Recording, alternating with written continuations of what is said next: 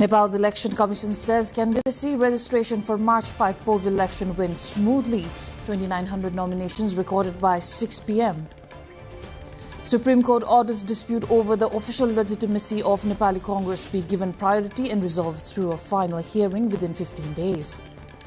Nepal launches Living Sagarmatha strategy to boost mountain resilience and livelihoods. Targets climate action, biodiversity conservation in Himalayan regions. Trump slams UK plan to hand Chagos Islands to Mauritius. UK defends Chagos deal amid Trump criticism, citing court ruling and security concerns. Protests erupt as Japan moves to restart Kashiwazaki Kariwa nuclear plant. Local opposition grows despite safety approval for world's largest nuclear facility. And Nepal plays 4-all draw in SAF Men's Football Championship, rises to third place with 5 points. Hello there, I am April Singh Lama and this is NTV World Primetime News coming to you live from Kathmandu at 1900 hours Nepali time. Across the globe, it's 1:15 p.m. in London, 10:15 p.m. in Tokyo and just after midnight in Sydney. Now the news in details. Nepal's Election Commission says candidacy registration under the first past the post system for March 5 House of Representatives election went smoothly across all 165 constituencies today. According to spokesperson at the Commission, Narayan Prasad Bhattarai, by 6 p.m. this evening, a total of 2,900 nominations have been recorded from across the country. The process of collecting from across the 165 constituencies is still ongoing, according to Bhattarai.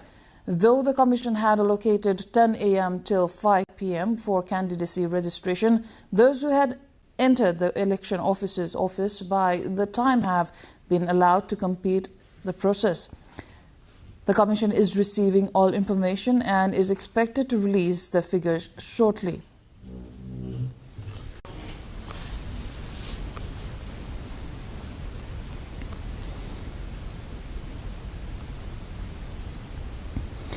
Now, the Election Commission this evening held a press conference to inform on the latest of the election nominations today.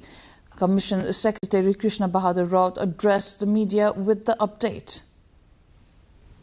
आजको जुन मनोनयन दर्ता 165 वटै मुख्य निर्वाचन अधिकृत तथा निर्वाचन अधिकृतको कार्यालयमा अत्यन्त सौहार्दपूर्ण उत्साहवर्धक रूपमा उम्मेदवारी दर्ता भएको छ र त्यसमा शान्ति सुरक्षाको राम्रो व्यवस्था हामीले निर्वाचन आयोगको पार्टबाट हामीले त्यो पाएका छौं र त्यो हिसाबले अब निर्वाचनको आगामी चाहिँ प्रचार प्रसारदेखि लिएर निर्वाचन हुने दिनसम्मको शान्ति सुव्यवस्थाको कुरालाई पनि मर्निङ सोल द डे भने जस्तै त्यही रूपमा सफल हुनेछ भन्ने हामीले आशा राखेका छौं। अहिले हाम्रो प्रणाली अनुसार सबैभन्दा बढी चाहिँ रूपन्देही क्षेत्र नम्बर 2 मा 35 र रूपन्देही क्षेत्र नम्बर 3 मा 35 उम्मेदवारी परेको छ। त्यसमा चाहिँ रूपन्देही क्षेत्र नम्बर 2 मा अब रुजु हुन बाँकी छ भने रूपन्देही क्षेत्र नम्बर 3 मा चाहिँ 34 वटा रुजु भइसकेका छ र सबभन्दा कमको हिसाब हेर्दाखेरि चाहिँ हाम्रो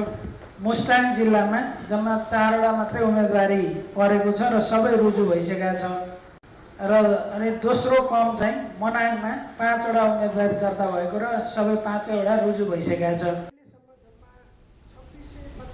Nepal's March 5 House of Representatives election is shaping up to be a contest of contrasts, with several heavyweight political figures opting out of the race, even as 4 former prime ministers and sitting ministers step into the electoral fray.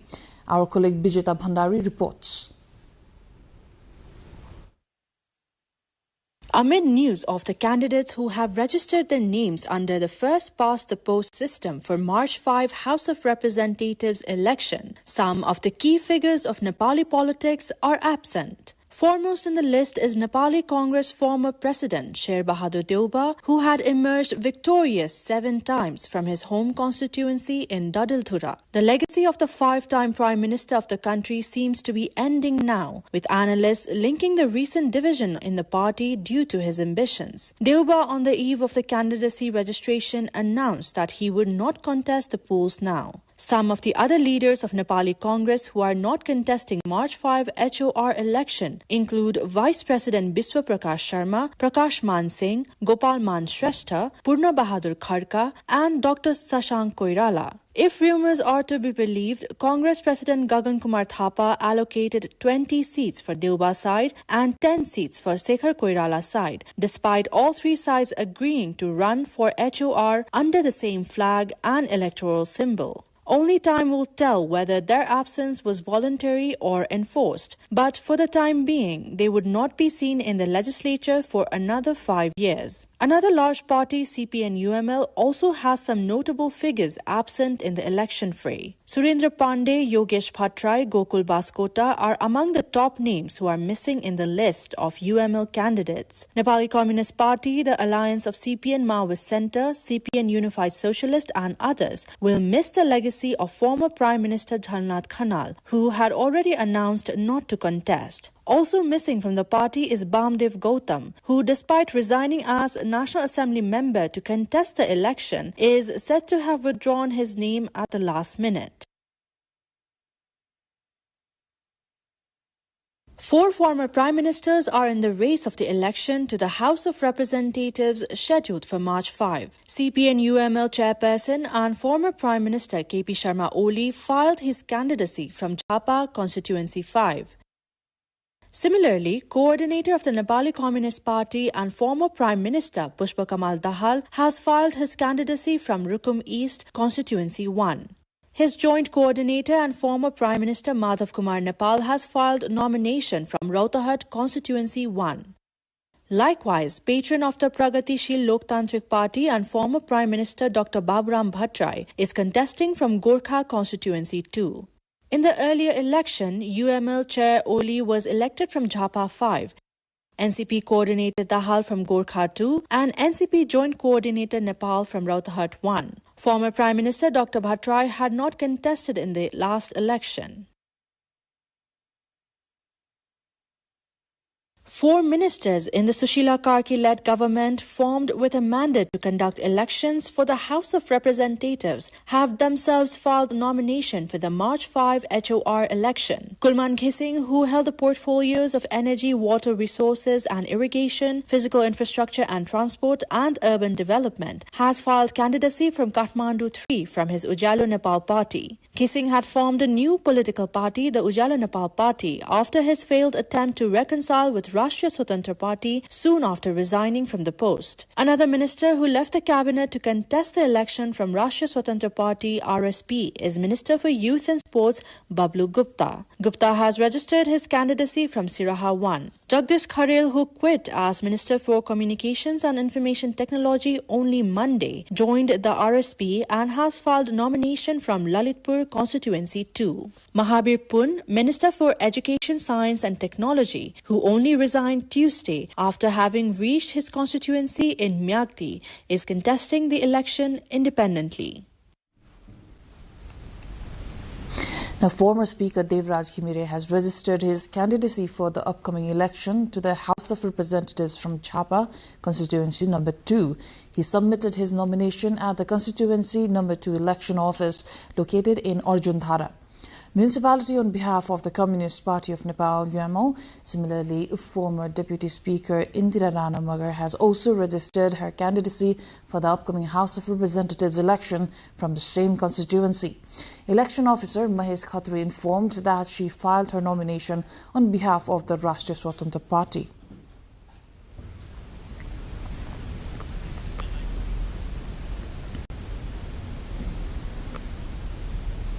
The Supreme Court has ordered that the dispute over the official legitimacy of the Nepali Congress be given priority and resolved through a final hearing within 15 days. A bench led by Justice Sunil Kumar Pokhral declined to issue an interim order stating that the case involves serious and complex legal and constitutional questions that require swift resolutions. The case was filed by the faction led by Sher Bahadur Deuba, which challenged the legitimacy of a special general convention that elected new party leadership under Gagan Thapa and Bishwa Prakash Sharma. After the Election Commission recognized the newly elected leadership as official, the Deuba faction approached the Supreme Court, naming the commission as one of the respondents. Gagan Thapa was elected party president through the special convention, and the Election Commission has confirmed his leadership. Thapa has since signed and distributed tickets for first-past-the-post candidates in the House of Representatives elections scheduled for March 5, under which candidates have already filed their nominations. The government has reiterated that it is committed to maintaining peace and security for the elections. In a discussion at the Home Ministry with journalists covering the security beat, Minister for Home Affairs Om Prakash Aryal said that integrated security plans have been already implemented by conducting security workshops at the provincial level. He stated that a strong security arrangement would be made to hold the election in a fear-free environment. Comparing to the past, the Home Minister mentioned that the security situation has been improving and that the government is focused on successfully conducting the election peacefully. He said that the security bodies have mobilized their personnel in the field with high morale. The Home Minister informed journalists that arrangements have been made under the leadership of the Home Administration with the participation of Telecom, Cyber Bureau and relevant agencies to control the misuse of information technology. Home Secretary Rajkumar Shrestha said that peace and security have been effectively ensured for the elections with the full implementation of the integrated security plan. Time for a short break now. We will see you with more updates.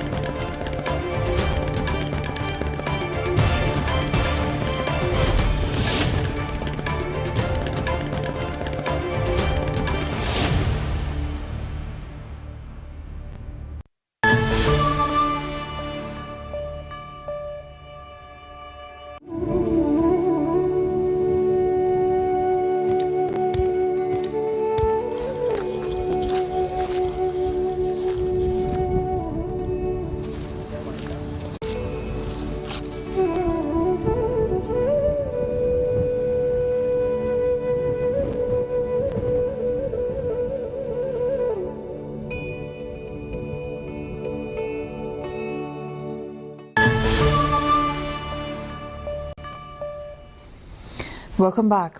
The Ministry of Forest and Environment has released the Living Sagarmatha Nepal Mountain Resilience Strategy today.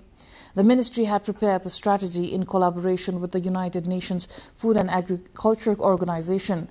Ministry Secretary Govinda Prasad Sarma said it has been expected that this strategy would help uplift the living standard of communities living in mountainous region and ensure long-term protection of natural resources. Mitigating the climate change impact, conservation of mountainous biodiversity, sustainable forest management, protection of water resources and livelihood of local communities have been incorporated as the main basis. Similarly, the strategy has given special importance to the issue of creating economic opportunities through mountain agriculture, herbs production, tourism promotion, renewable energy and value chain development of local products. The strategy has a goal of enhancing economic productivity along with environmental conservation by prioritizing the sustainable development of Himalayan and mountainous regions.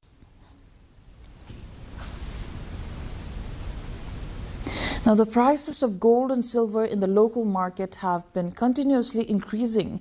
For the past 3 days, the yellow metal has been traded at more than 277,000 Nepali rupees per tola, and the prices of both gold and silver have risen again today. According to the Federation of Nepal Gold and Silver Dealers Association, the price of 1 tola of hallmark gold today has been fixed at 284,700 Nepali rupees, while the price of the same quantity of silver stands at 5,880 Nepali rupees. Last Sunday, 1 tola of hallmark gold was traded at 278,800 Nepali rupees and the same amount of silver at 5,625 rupees. On Monday, 1 tola of gold was bought and sold at 282,000 Nepali rupees, while the same quantity of the white metal was traded at 5,810 rupees. According to international media reports, in the international market today, 1 ounce of gold is being traded at $4,690 and the same quantity of the white metal at $94. According to economic analysts, the rise in gold and silver prices is due to increasing uncertainty in the global economy, inflation and geopolitical tensions, which have boosted demand for these metals as safe investments. Now, moving on, the water bird census carried out this year showed that there are 42 species of birds in the Narayani River area. The bird census the previous year had found 41 species of birds, and it was 42 species this year in the Narayani River area. Bird census coordinator of Chitwan National Park West Sector said more birds have been found in the Narayani River and the surrounding wetlands of the western sector of Chitwan National Park than last year. According to the integrated data of the bird census conducted by a group of experts in the Narayani River and surrounding areas, 12,887 birds of 42 species have been found in the Narayani area this year. In 2024, 9,548 birds of 41 species were counted, and in 2023, 10,257 birds of 41 species were counted. This year, one more species of bird has been found compared to the past few years, and the number has also increased. It may be noted that a total of 903 species of birds have been listed in Nepal. Of these, 162 species of birds are found in the aquatic area.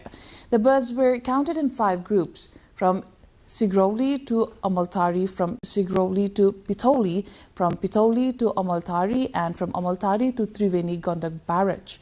Coordinator Chaudhary shared that the initial estimate is that the overall number of birds has increased by 3,339 this year compared to last year. According to him, the largest number of migratory birds that come here are from Serbia and other northeastern hemispheres to escape the cold.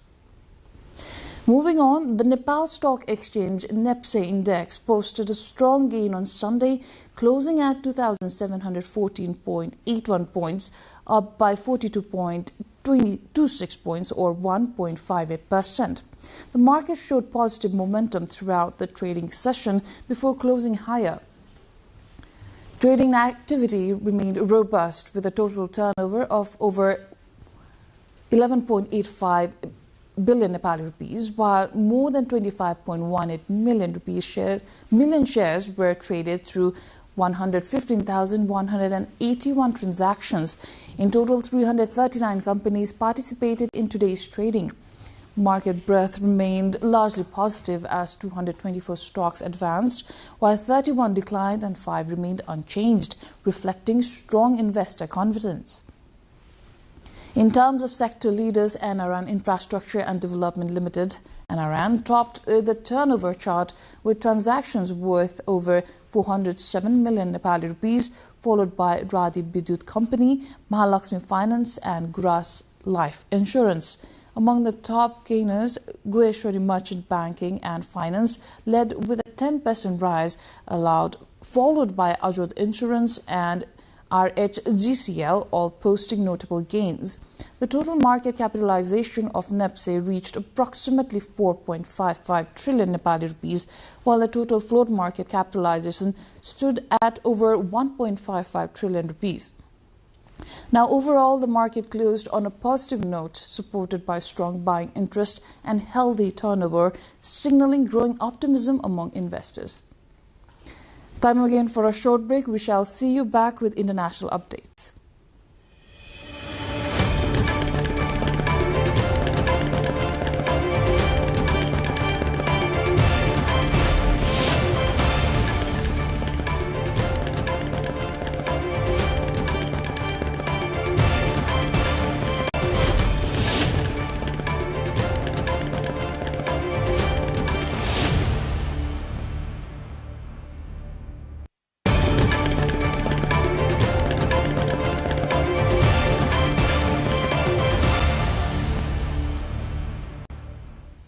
You're watching NTV World Primetime News. Welcome back. US President Donald Trump says the UK's plan to hand over sovereignty of the Chagos Islands to Mauritius is an act of great stupidity. He says this deal, in which the UK would lease a military base on the territory while handing over sovereignty, is one of the reasons he wants the US to take over Greenland.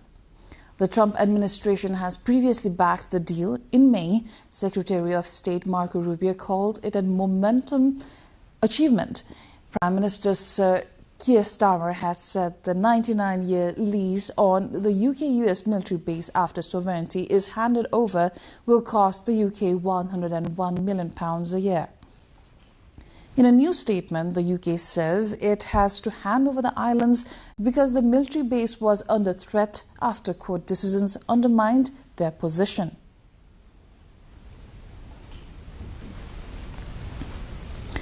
Meanwhile, US House Speaker Mike Johnson, in a historic address to UK Parliament, says the two countries have always been able to work through their differences calmly as friends. We've always been able to work through our differences calmly as friends, and we will continue to do that. I want to assure you this morning that that is still the case. I spoke to President Trump at length yesterday, and I told him that I really felt that my mission here, even though we planned this back in the fall, we didn't know how the events would develop over the last few days. But I told the President that I felt that my mission here today was to encourage our friends and help to calm the waters, so to speak, and I hope to do so. Johnson is the first sitting US House Speaker of the House to address Britain's Parliament. Moving on, locals gathered near Japan's Kashiwazaki-Kariwa nuclear power plant to protest against its expected restart nearly 14 years after the facility was shut down following the Fukushima nuclear disaster. The plant, operated by Tokyo Electric Power Company, TEPCO, is the world's largest nuclear power station by capacity. The restart comes as Japan seeks to strengthen energy security amid rising fuel costs and geopolitical uncertainty. The country imports about 90% of its primary energy, making it highly vulnerable to external supply shocks, according to Yoko Mulholland, senior policy advisor at the energy and climate think tank E3G. Kashiwazaki-Kariwa was taken offline in 2011 after the Fukushima Daiichi meltdown raised widespread public concern over nuclear safety. While regulators have since approved safety upgrades at the site, local opposition remains strong, with residents citing unresolved safety risks and lingering distrust of plant operators. The government has signaled that nuclear power will play a key role in meeting Japan's energy needs and emission targets, but public resistance continues to complicate restart plans across the country. Now, North Korea's state broadcaster said on Tuesday that leader Kim Jong-un has dismissed a vice premier in a rare public rebuke of a senior official. Vice Premier Yang Song-ho was fired on the spot during the opening of a key industrial factory, according to a report by state-run Korean Central Television, KCTV. The broadcast did not specify the reasons for the dismissal, but described it as an immediate decision taken by Kim at the event. Public removals of high-ranking officials are uncommon in North Korea and are often interpreted by outside analysts as a signal of dissatisfaction with economic performance or discipline within the ruling elite.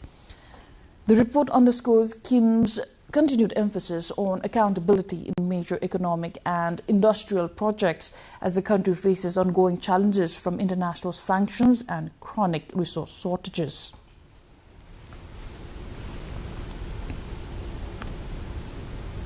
Now, heavy machinery is being used to assist in the recovery following a two-train crash in southern Spain, which killed at least 41 people. Rescuers worked through a second night as more bodies are feared to be trapped in the wreckage. More than 120 people were injured when carriages on a Madrid-bound train derailed and crossed over to the opposite tracks, hitting an oncoming train in Adamas on Sunday evening. A faulty or damaged weld on a rail is being investigated as a factor in the press, Spanish media reported. Prime Minister Pedro Sanchez has cancelled his planned trip to the World Economic Forum in Davos, pledging to get to the bottom of Spain's worst rain disaster in more than a decade. We're going for another break here. More international news and sports update coming up next.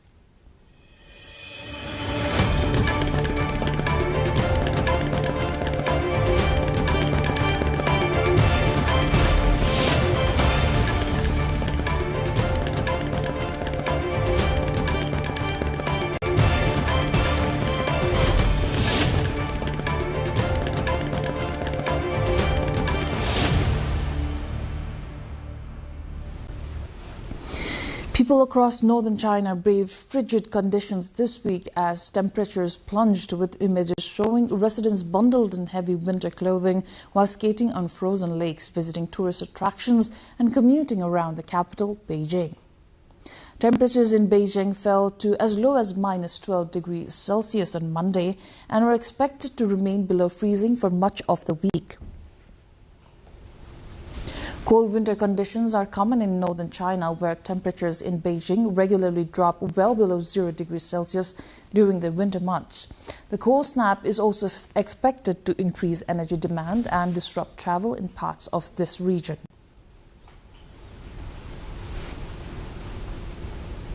Now, speaking at a discussion with BlackRock CEO Larry Fink at the opening of the World Economic Forum in Switzerland, Microsoft CEO Satya Nadella acknowledged that AI requires social permission to continue developing and using up scarce resources, adding that the technology must soon deliver results on public and private sector efficiency or risk losing credibility. But I think we as even a global community have to get to a point where we're using this to do something useful that changes the outcomes of people and communities and countries and industries, right? Otherwise, I don't think this makes much sense, right? In fact, I would say we will quickly lose even the social permission to actually take something like energy, which is a scarce resource, and use it to generate these tokens. If these tokens are not improving health outcomes, education outcomes, public sector efficiency, private sector competitiveness across all sectors, small and large, right? And that, to me, is ultimately the goal. Vietnam's Pha Quay Island has been named among the top island destinations in Southeast Asia in a list released by a leading Thai travel newspaper. The newspaper cited the island's pristine natural beauty and cinematic landscapes, noting its rugged volcanic terrain and turquoise waters as key attractions that set it apart from more crowded tourist destinations in the region. Located off the coast of Binh Thuan province, Pha Quay is known for its small-scale tourism, with accommodation largely limited to guest house and homestays. Officials and tourism operators say this has helped preserve a calm atmosphere and unspoiled environment, appealing to travelers seeking tranquility and a slower pace of life. The island is also seen as an ideal choice for travelers seeking tranquility, unspoiled nature, and a slower pace of life.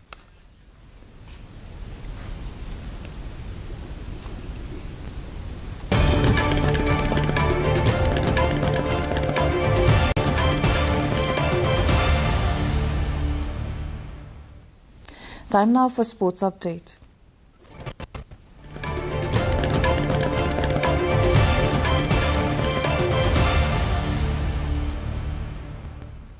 Nepal shared points with Pakistan after playing out a 4-all draw in the SAF Men's Futsal Championship organised by the South Asian Football Federation. In the match held at the Nonthaburi Stadium Futsal Arena in Bangkok, Nepal failed to maintain a 3-goal lead, resulting in the draw. With this result, Nepal has collected 5 points from 3 matches and stands in 3rd place. Earlier, Nepal had defeated Sri Lanka 2-1 and was held to a 3-all draw by India. Meanwhile, Pakistan, with 7 points from 4 matches, has moved to the top of the standings. Nepal will face the Maldives in their next match on Thursday. Day 3 of the Australian Open is underway in Melbourne, with plenty of action already unfolding. Two-time champion Naomi Osaka battled through a tough three-set match, edging past Antonia Rosic 6-3, 3-6, 6-4 to book her place in the next round. British interest took a hit as Katie Boulter was knocked out by 10th seed Belinda Bencic, who cruised through the first set before sealing a 6-0, 7-5 victory.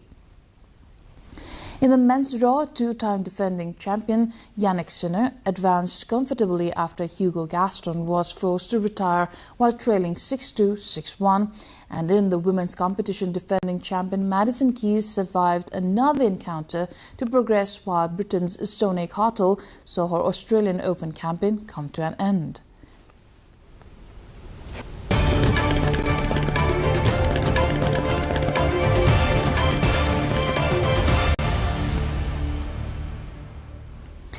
Now, we are almost at the end of the primetime news, but before we say goodbye, let's take a look at the headlines once again.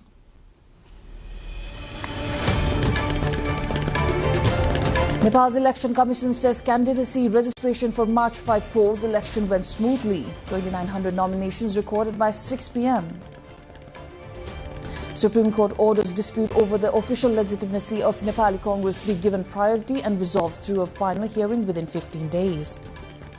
Nepal launches Living Sagarmatha strategy to boost mountain resilience and livelihoods, targets climate action, biodiversity and conservation. Trump slams UK plan to hand Chagos Islands to Mauritius. UK defends Chagos deal amid Trump criticism, citing court rulings and security concerns. Protests erupt as Japan moves to restart Kashiwazaki Kariwa nuclear plant. Local opposition grows despite safety approval. And Nepal pays 4-all draw against Pakistan in SAF Men's Futsal Championship, rises to third place with 5 points.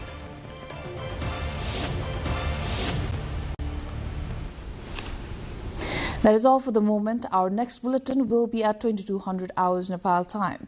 Do join us through our social media and get the latest updates from our official website at nepaltelevision.com. I am Ipulagi Singh Lama. Thank you for staying with us. Have a wonderful evening ahead.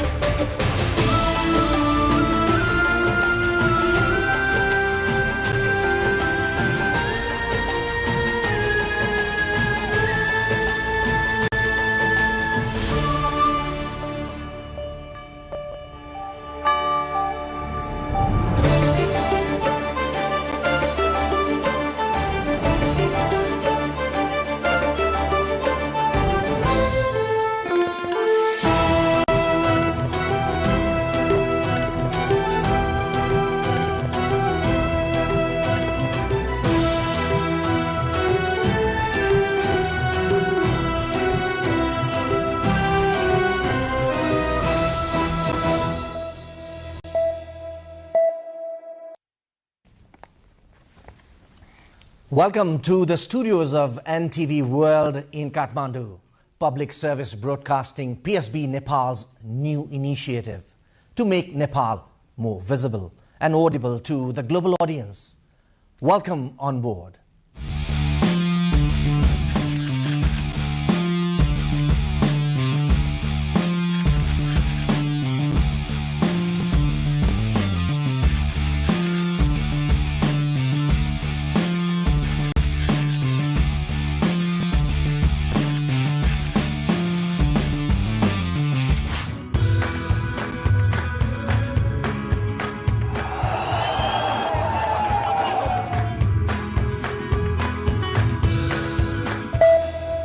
This is NTV World, facts that speak, insights that matter. Telling the stories of a changing planet. NTV World, Nepal's perspective to the world.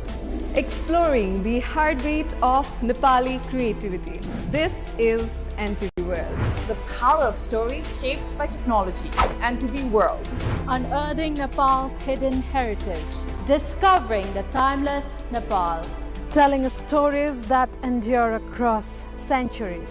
Where culture breathes, stories bloom. When the world moves, we make a sense of it. NTV World. Taste of Nepal. Every recipe, every flavor tells the story. Journalism in the digital age. Fast, focused, verified. Stories hold power. Stories reflecting life. Stories of the hinterlands. Reporting for NTV World. This is NTV World. Welcome to News Hour. This is NTV World. Welcome to Primetime News. One story at a time. Crossing borders, connecting voices, where Nepal meets the world in dialogue. This is NTV World, Nepal's perspective to the world. Voices that connect Nepal to the world, bringing perspective, region and relevance to every story. NTV World, Nepal's perspective to the world. Stand by. Mic is on. 3, 2, 1, cue. We are NTV World.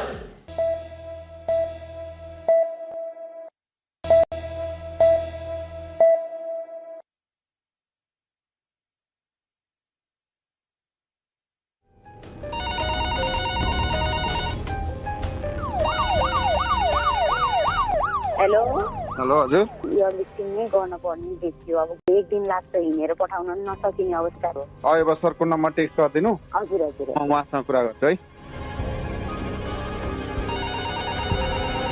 एउटा case आज एकदम emergency सुत्केरी हुन नसकेको oxygen चाहिने हो होइन के छ म एयरपोर्टमै छु विदिन 10 मिनट्समा रिसिभ गरेर म रेडी भइहाल्छु रेडी कन्डिसनमा बस्ने भनिदिनुहोस् म यहाँबाट म्याक्सिमम 40 मिनटमा म ल्यान्ड गरिहाल्छु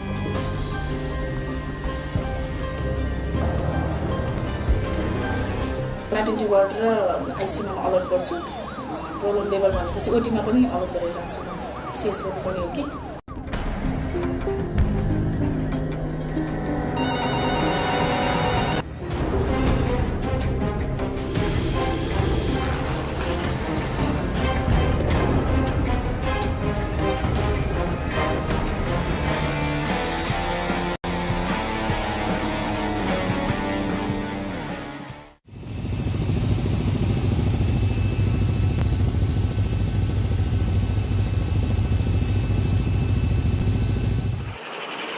बागलुङ जिल्ला बुर्तिबाङकी 17 वर्षीय गर्भवती महिलाको हवाई उद्धार गरिएको दृश्य हो यो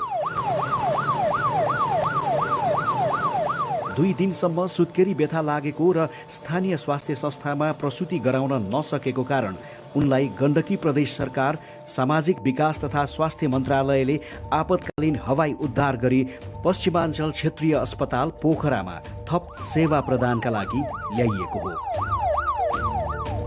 असह्य प्रसव पीडाले छटपटिएर मृत्युको नजिक पुगेको दर्दनाक अवस्थामा उनको उद्धार भएको हो हाम्रो गाउँ धेरै माथि छ अनि हाम्रो गाउँमा यस्तो विकासहरू केही पनि छैन धेरै कम छ विकासहरू न शिक्षा पनि छैन खाने पानी पनि छैन यातायात सुविधा मात्र छ अनि यातायात सुविधामा नि बाटोहरू यस्तो बिग्रने भड्कने गरेको कारणले गाडी आउन ढिला गर्यो गर त्यस्तै सानो उमेरको गर्भवती 2 जना हुनुहुन्छ उनीहरूलाई नि मलाई जस्तो नपरोस् न मेरो जस्तो बच्चा नहोस् उनीहरूलाई नि यो सुविधा पाउन् उनीहरूले भन्नु नेपालमा भौगोलिक विकटता गरिबी तथा स्वास्थ्य संस्थामा पहुँचको अभावका कारण समयमा प्रसूति सेवा नपाउँदा हरेक वर्ष लगभग 1400 गर्भवती महिलाहरू तथा नवजात शिशुहरूले अकालमा ज्यान गुमाउने गर्दछन् नेपालमा विशेष गरी प्रसूति कहाँ गराउने भनेर निर्णय गर्न ढिलाइ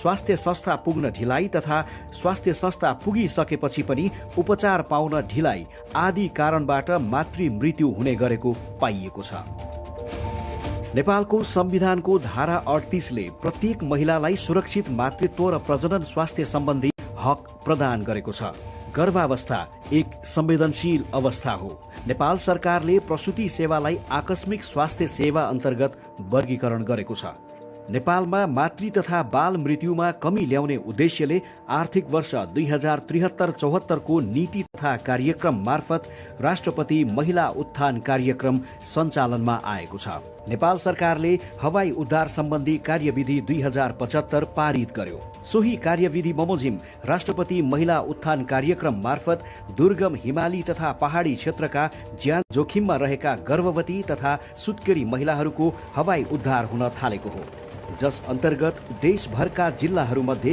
19 जिल्लामा पूर्ण र 29 जिल्लामा आंशिक रूपमा निशुल्क हवाई उद्धार कार्य सञ्चालनमा आयो। हालसम्म देशभरका 625 जना जोखिममा परेका गर्भवती तथा सुत्केरी महिलाहरूको हेलिकप्टरबाट निशुल्क हवाई उद्धार भइसकेको छ। विगत 2073 देखि स्टार्ट भएको यो सुत्केरी तथा महिला उत्थान कार्यक्रम, तर यो 2075 सालतिर आएर चाहिँ हाम्रो यो एमयू अन्डरस्ट्यान्डिङ यो महिला तथा बालबालिका मन्त्रालय र नेपाली सेना बीच भएको र त्यसले गर्दाखेरि हाम्रो यो प्रक्रियाहरू चाहिँ एक्सपिडाइट हुने अलिकति प्रभावकारी भएको छ।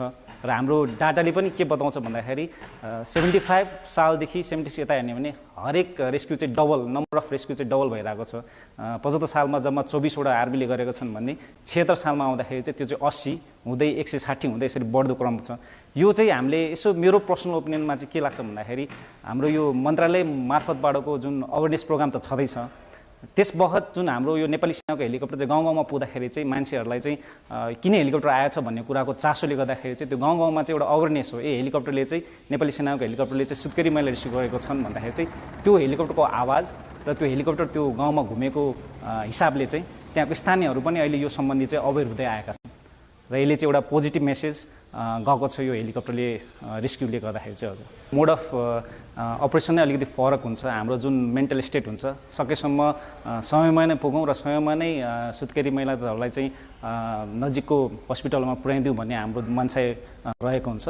सङ्घीय सरकारको उक्त हवाई उद्धार कार्यक्रम सञ्चालनमा आएसँगै गण्डकी प्रदेश सरकारले पनि प्रशासकीय ऐन 2075 को दफा 2 ले दिएको अधिकारको प्रयोग गरी जोखिममा परेका गर्भवती र सुत्केरी महिलाहरूको हवाई उद्धार कार्यविधि 2080 लाई कार्यान्वयनमा ल्याएको छ। सोही कार्यविधि अनुसार हाल गण्डकी प्रदेशमा गर्भवती तथा सुत्केरी महिलाहरूको जटिलता व्यवस्थापन कार्यक्रम अन्तर्गत निशुल्क हवाई उद्धार सेवा सञ्चालनमा आएको छ।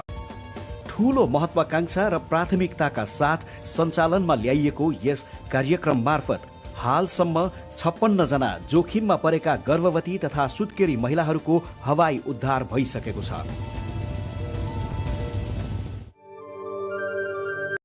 गण्डकी प्रदेश सरकार सामाजिक विकास तथा स्वास्थ्य मन्त्रालयको टोली छायाङ्कनका निम्ति धवलागिरी गाउँपालिकातर्फ अघि बढेको दृश्य हो यो।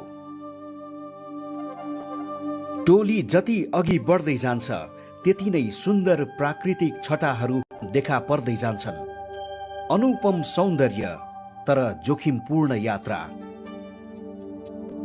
प्राकृतिक मनमोहक दृश्य अनि दुर्गम बस्तीहरू, यस्तै अद्भुत अनुभूतिहरूसँग रमाउँदै टोली ताकम गाउँ पुग्दछ।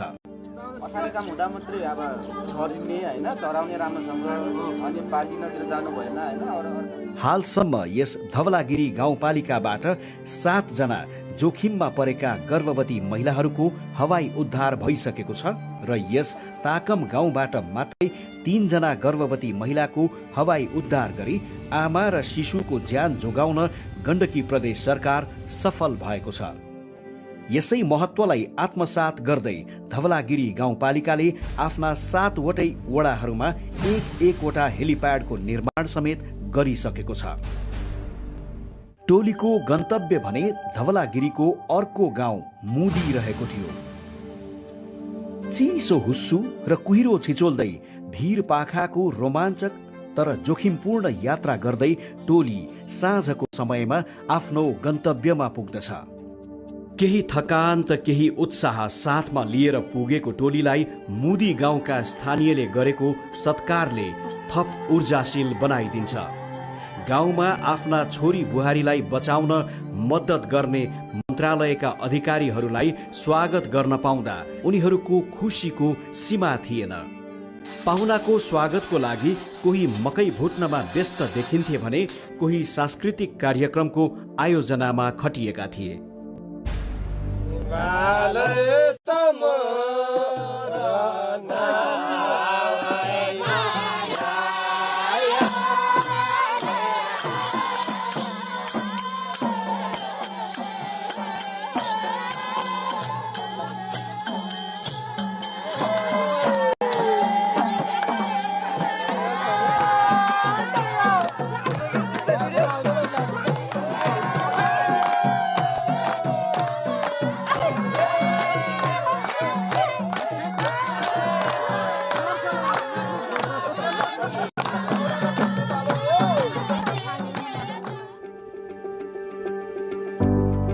मगर जातिको बाहुल्यता रहेको धौलागिरी हिमालको काखमा रहेको यस मुदी गाउँमा सामान्य खेतीपाती र पशुपालन नै आय आर्जनको प्रमुख स्रोत रहेको छ।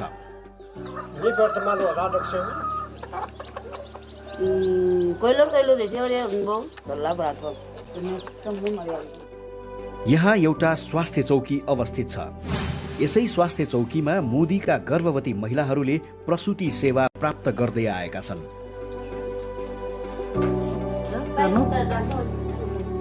प्रसङ्ग 2077 माघ 18 गतेको हो। यहाँकी स्थानीय महिला मीना पुनलाई 2 दिनसम्म प्रसव पीडाले च्याप्दछ। कमजोर भई लगभग बेहोस हुने अवस्थामा पुगेकी उनलाई समयमा नै गण्डकी प्रदेश सरकारले आपतकालीन हवाई उद्धार गरी पश्चिमाञ्चल क्षेत्रीय अस्पताल पोखरामा प्रसुति गराई सकुशल आमा र शिशुलाई घर फर्काइदिन्छ। यिनै मीना पुन र उनको परिवारलाई भेट्न यो टोली मुदी पुगेको हो। हवाई उद्धार गरी जन्मिएकी उनकी छोरी अहिले हिँडडुल गर्ने भइसकेकी छिन्।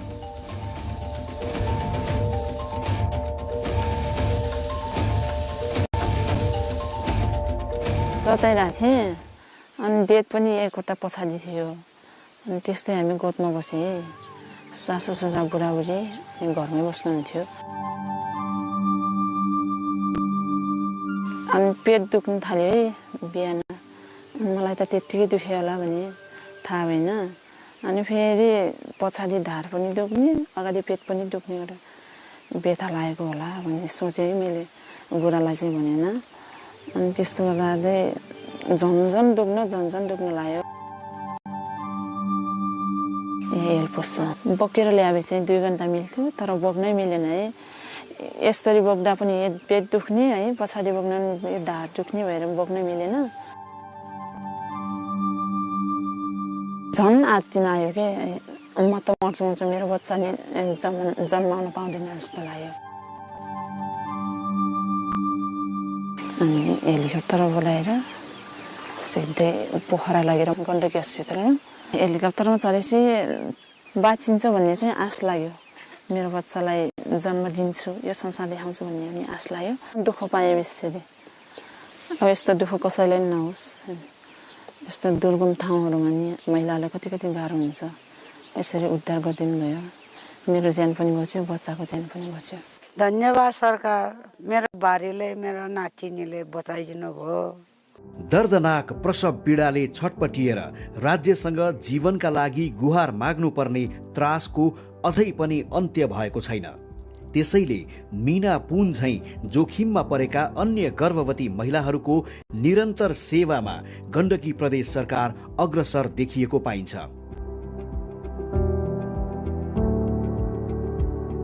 सुत्केरी भएको 45 दिनभित्र कुनै समस्या देखिए नजिकको अस्पताल पुर्याएर निशुल्क उपचार गराउने प्रावधान समेत यस कार्यक्रममा रहेको छ।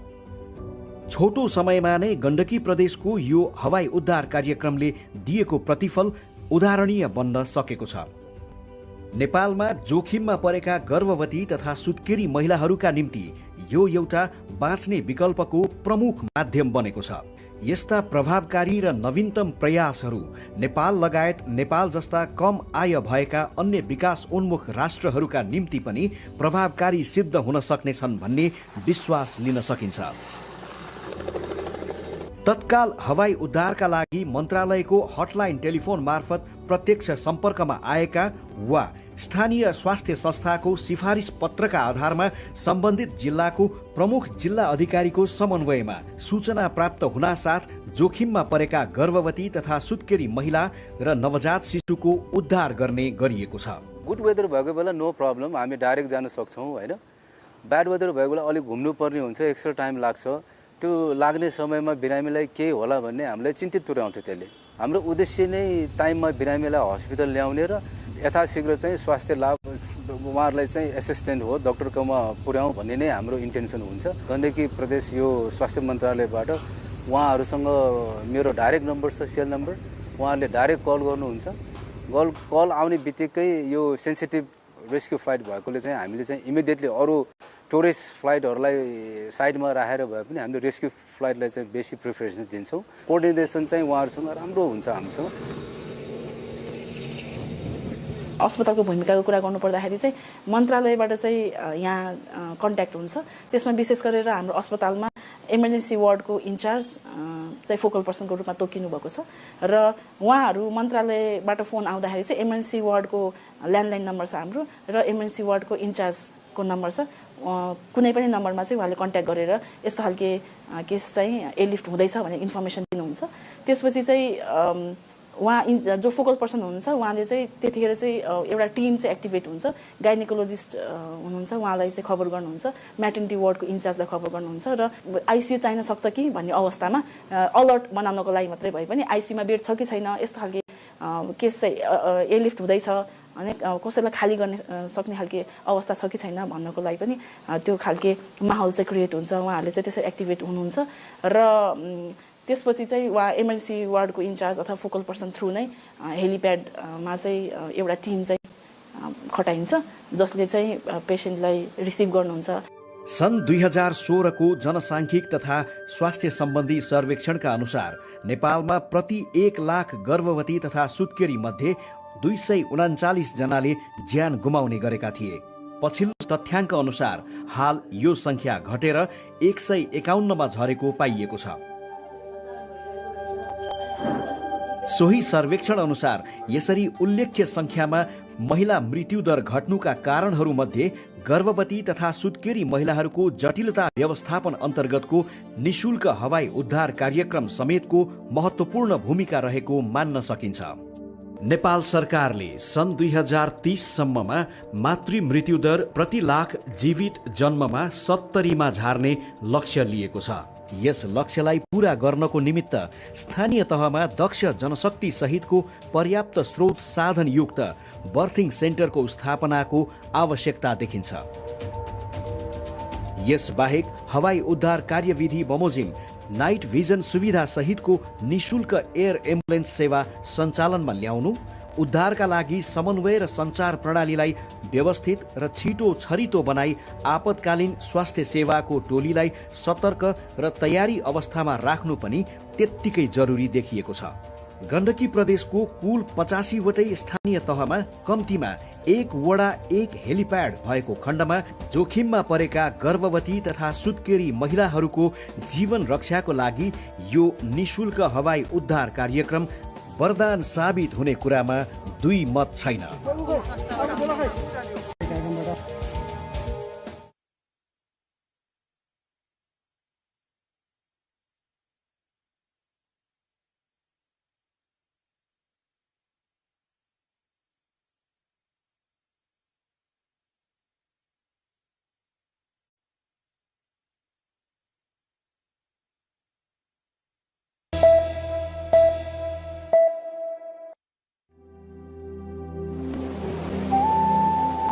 In the natural splendor, the silver-like peaks or the Himalayas glisten.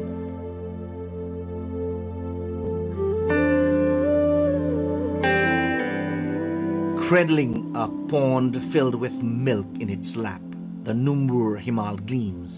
The Dudkunda, meaning a milk pond in Nepal's northeastern district of Solukhumbu, is truly the gateway to the paradise.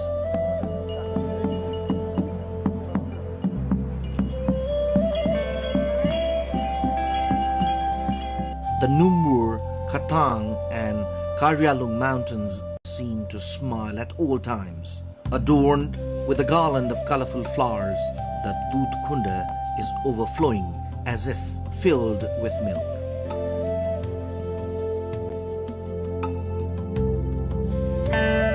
The very sight defines nature at its best.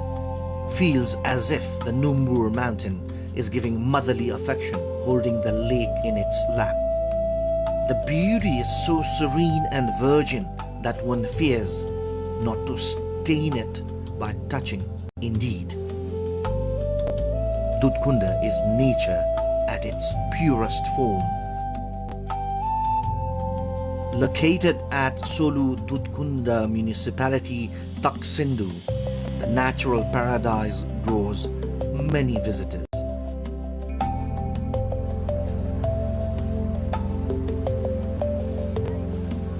No matter how many words are spent describing it, they all feel inadequate. Upon reaching there, the name itself is fulfilling and equally sacred. हजारौं नरनारीहरू चाहिँ तीर्थयात्रीहरू दुधकुण्डमा जानुभएको छ। म पनि पुगेर आएँ। दुधकुण्ड असाध्यै पवित्र स्थल यो हिमाल काखमा रहेको तीर्थस्थल हो, पुण्यस्थल हो, देवस्थल हो र त्यहाँ चाहिँ एकचोटि पुग्नै पर्दो रहेछ। त्यहाँ पुगेर जुन आनन्दको अनुभूति हुन्छ त्यो चाहिँ कहीँ पनि पाइँदैन भन्ने चाहिँ महसुस भयो। आनन्द लाग्यो, मस्त लाग्यो अनि यो ठाउँमा चाहिँ आएर तपस्या गरेर बस्नु जस्तो लाग्यो मलाई। एकदमै राम्रो लाग्यो हैन, प्रकृतिले दिएको रमणीय तीर्थस्थल हैन, जो कोही पनि एकचोटि चाहिँ यहाँ आएर एकचोटि भ्रमण गरेर दर्शन गर्नुपर्छ जस्तो लाग्यो। Situated at an altitude of 4,531 meters above the sea level, Dudhkunda is a sacred pilgrimage site of culture and nature. It feels like nature has blessed this place, and culturally, it has bound all castes and ethnicities in a thread of unity.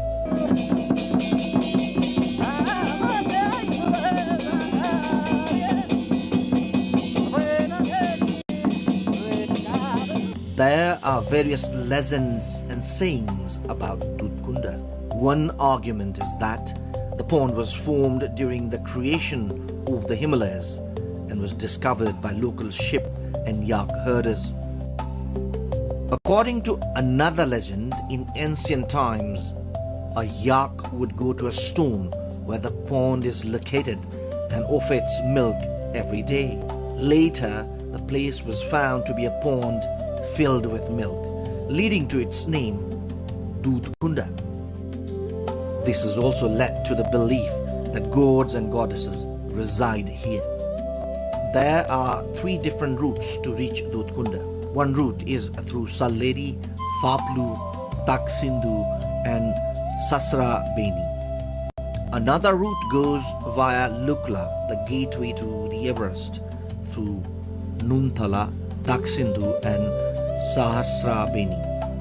Nature has truly blessed the Solu Dudhkunda municipality.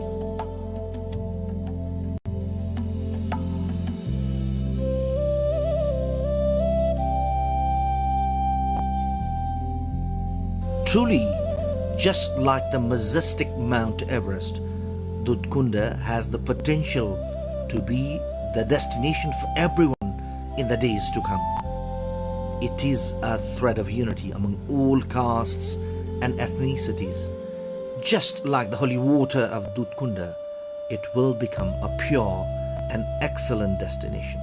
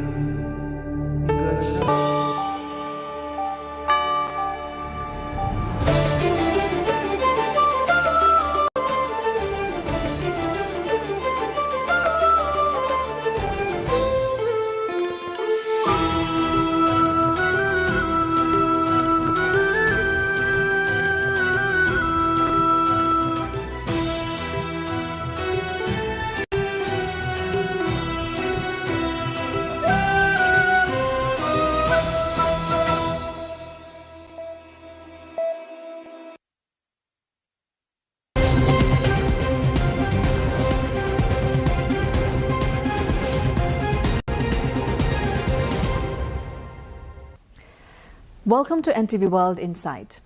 In September this year, the country faced its worst unrest in decades, leading to Prime Minister's resignation and raising serious political and economic uncertainty. Nepal's growth has averaged just 4.3% in recent years. Youth unemployment is almost 23%, and a significant portion of GDP comes from remittances, which have prevented around 2.5 million people from falling into poverty.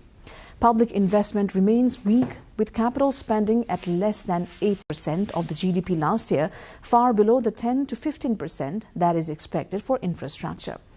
A recent report by the World Bank has projected economic growth will go down to 2.1% in 2026 before rebounding to 4.7% the year later. Today we discuss how Nepal can restore stability, accelerate reforms and unlock growth with the World Bank Division Director for Nepal, Maldives and Sri Lanka, David Sislin. Welcome to NTV World Insight. Great to see you again, Sarah. How long has it been since you came to Nepal, personally or professionally altogether? It's been just about 18 months so far. It's been the best 18 months of my professional career, and yeah, lots of changes in that 18 months. So very different Nepal today in many respects from a political point of view particularly than what I encountered when I moved here a year and a half ago. So we've hosted you quite well. It's been fantastic, absolutely. When you are free, what do you like doing here in Nepal? Look, I am an avid golfer, so I spend a lot of time at Gokarna, hitting golf balls and cursing because it's a very difficult place to play golf. And I ride my motorcycle around a little bit, and mostly I spend a lot of time reading about Nepal, its history, its politics, and learning as much as I can about this incredible place. Apart from golf, is there any other place that you really like to hit to? You know, I would say that since I'm here without my family and I'm here alone, many of the bartenders in Kathmandu know me well. So I do spend some time out with my friends, enjoying the incredible nightlife in the city. All right, to begin with, the country partnership framework, the $2.7 billion support project for Nepal. How is it going so far? Oh, thanks. That's a great question. Look, the World Bank has a long-term partnership with Nepal. We've been here for more than 60 years. We currently have a portfolio program of about $2.2 billion spread across almost 20 projects, ranging from health to education to infrastructure to youth employment. And that has really, I think, reflects the deep engagement that we have in the country.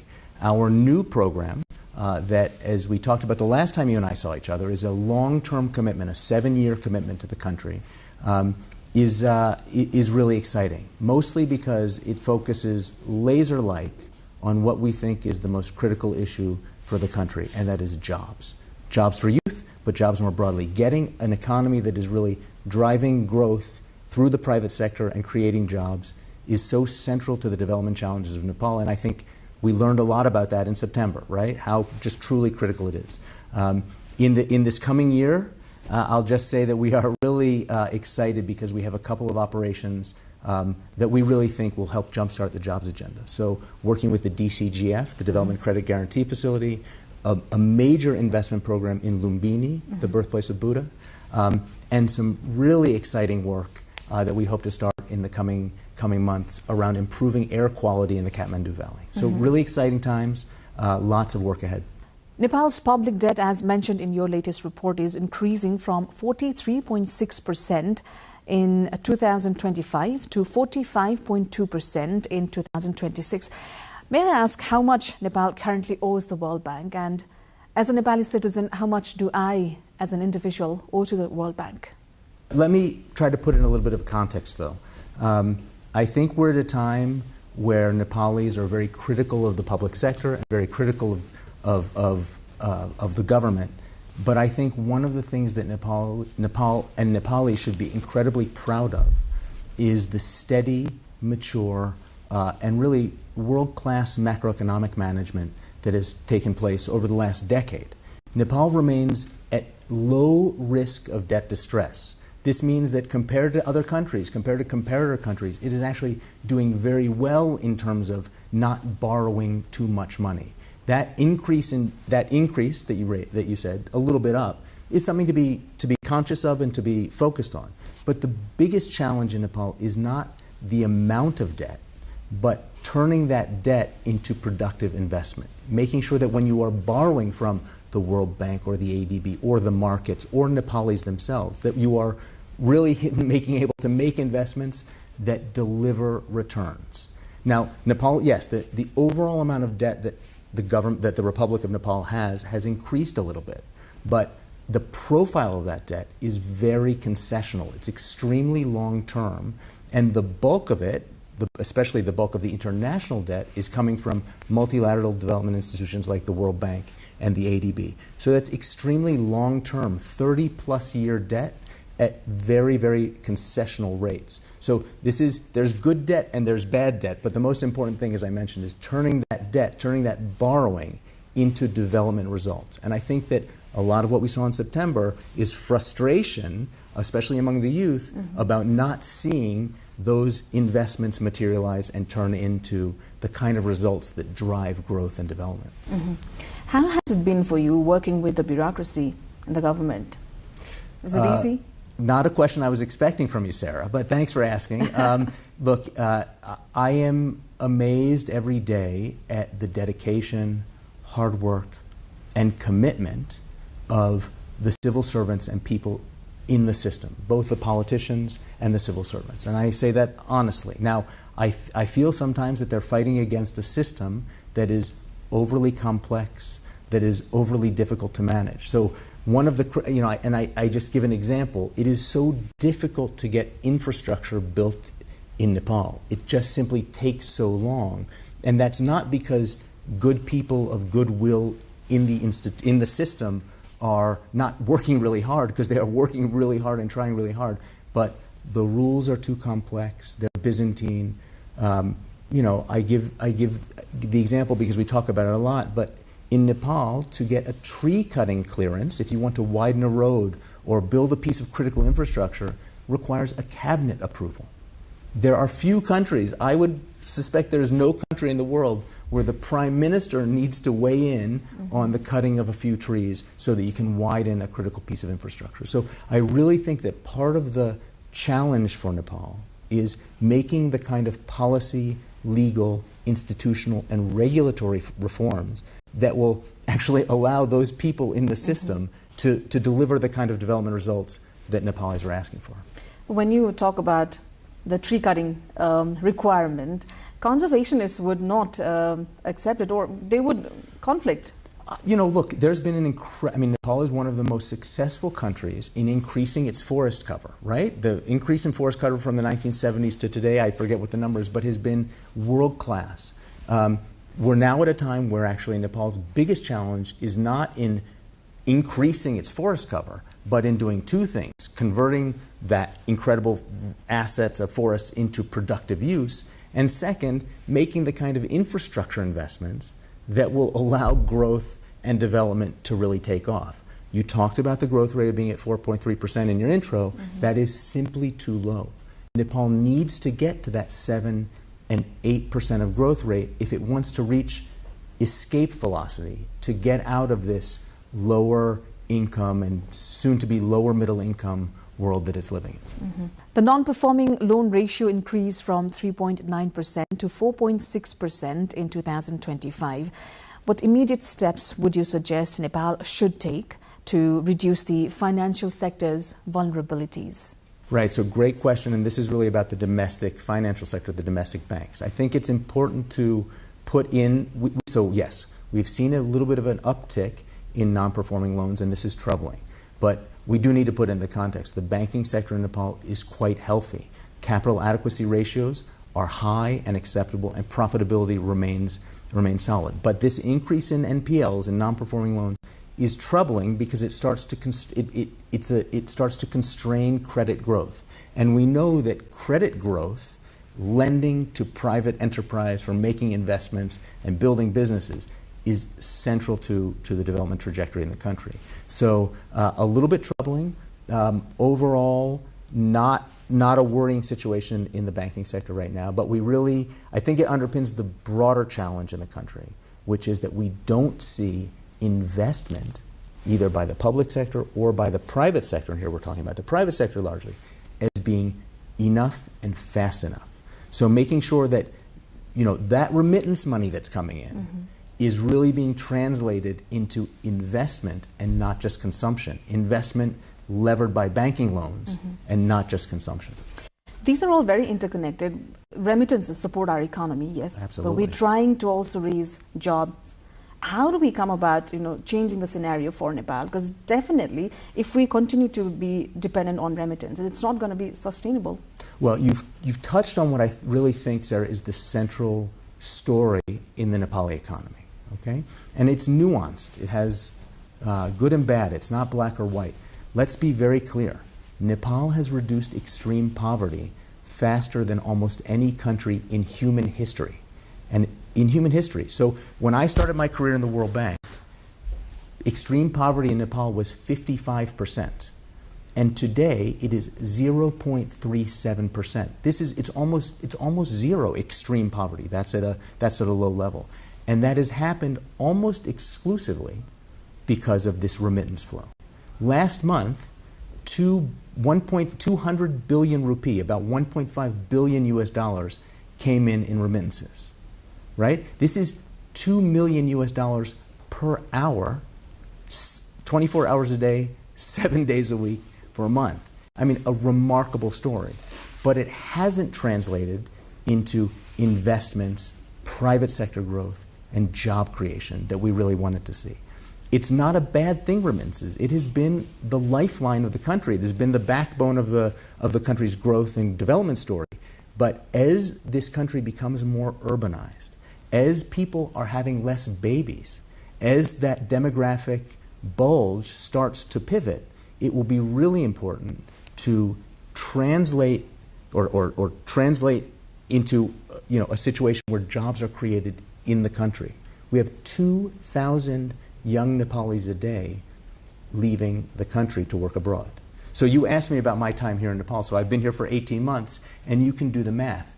If 2,000 Nepalis a day are leaving the country, in the short 18 months that I've lived in Budanilkanta, almost 800,000 Nepalis have left the country to work abroad.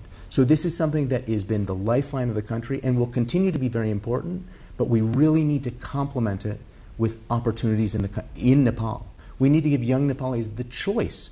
Do you want to go work abroad, or do you want to pursue a career with good opportunities here in the country? So I really think this is the central challenge of the economy.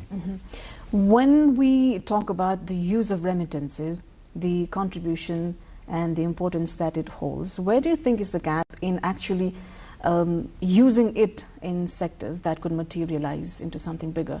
Great. It's a great question. I don't have the answer. What is clear is that massive remittance flow that we talked about, and again, remittances are about 50 times the amount of ODA, of money that comes from the World Bank and the ADB and development partners. So it's 50 times more money every year is coming in remittances, but right now it's mostly being used for consumption. And that's been fantastic. It's paying for private schools, it's paying for private health care, it is paying for your cousin's scooter or your mother's scooter or a television or putting food on the table. But what we're not seeing it translate into is Nepalis whose son, daughter, cousin, mother is abroad taking that money and making productive investments. Because I think there's such concern about the difficulty in running a business in the country. The business environment is not what it should be. That is so challenging. So turning that remittance flow into both productive private investment and also making sure that the government can make use of those resources to make productive public investment is the investment challenge. Growth is projected to fall to 2.1% in 2026 before recovering to 4.7% in 2027. What do you think can be done to cushion in the short run this downturn? Right. So we are regrettably projecting a quite significant downturn in growth, largely as a result of the events of September.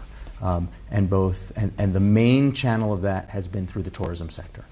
Right. We're seeing a significant decrease in tourism. I think it was down 18% in September and into October, and really expecting that if we see a smooth and peaceful political transition, and if we see the continuation of a serious reform agenda to make that business environment that we just talked about more compelling, to attract foreign direct investment, to reduce red tape, to get much more clarity on issues like taxation and customs, that we would see a return to significantly higher level of growth. We're projecting 4.7 in next year, but still that remains too low, right?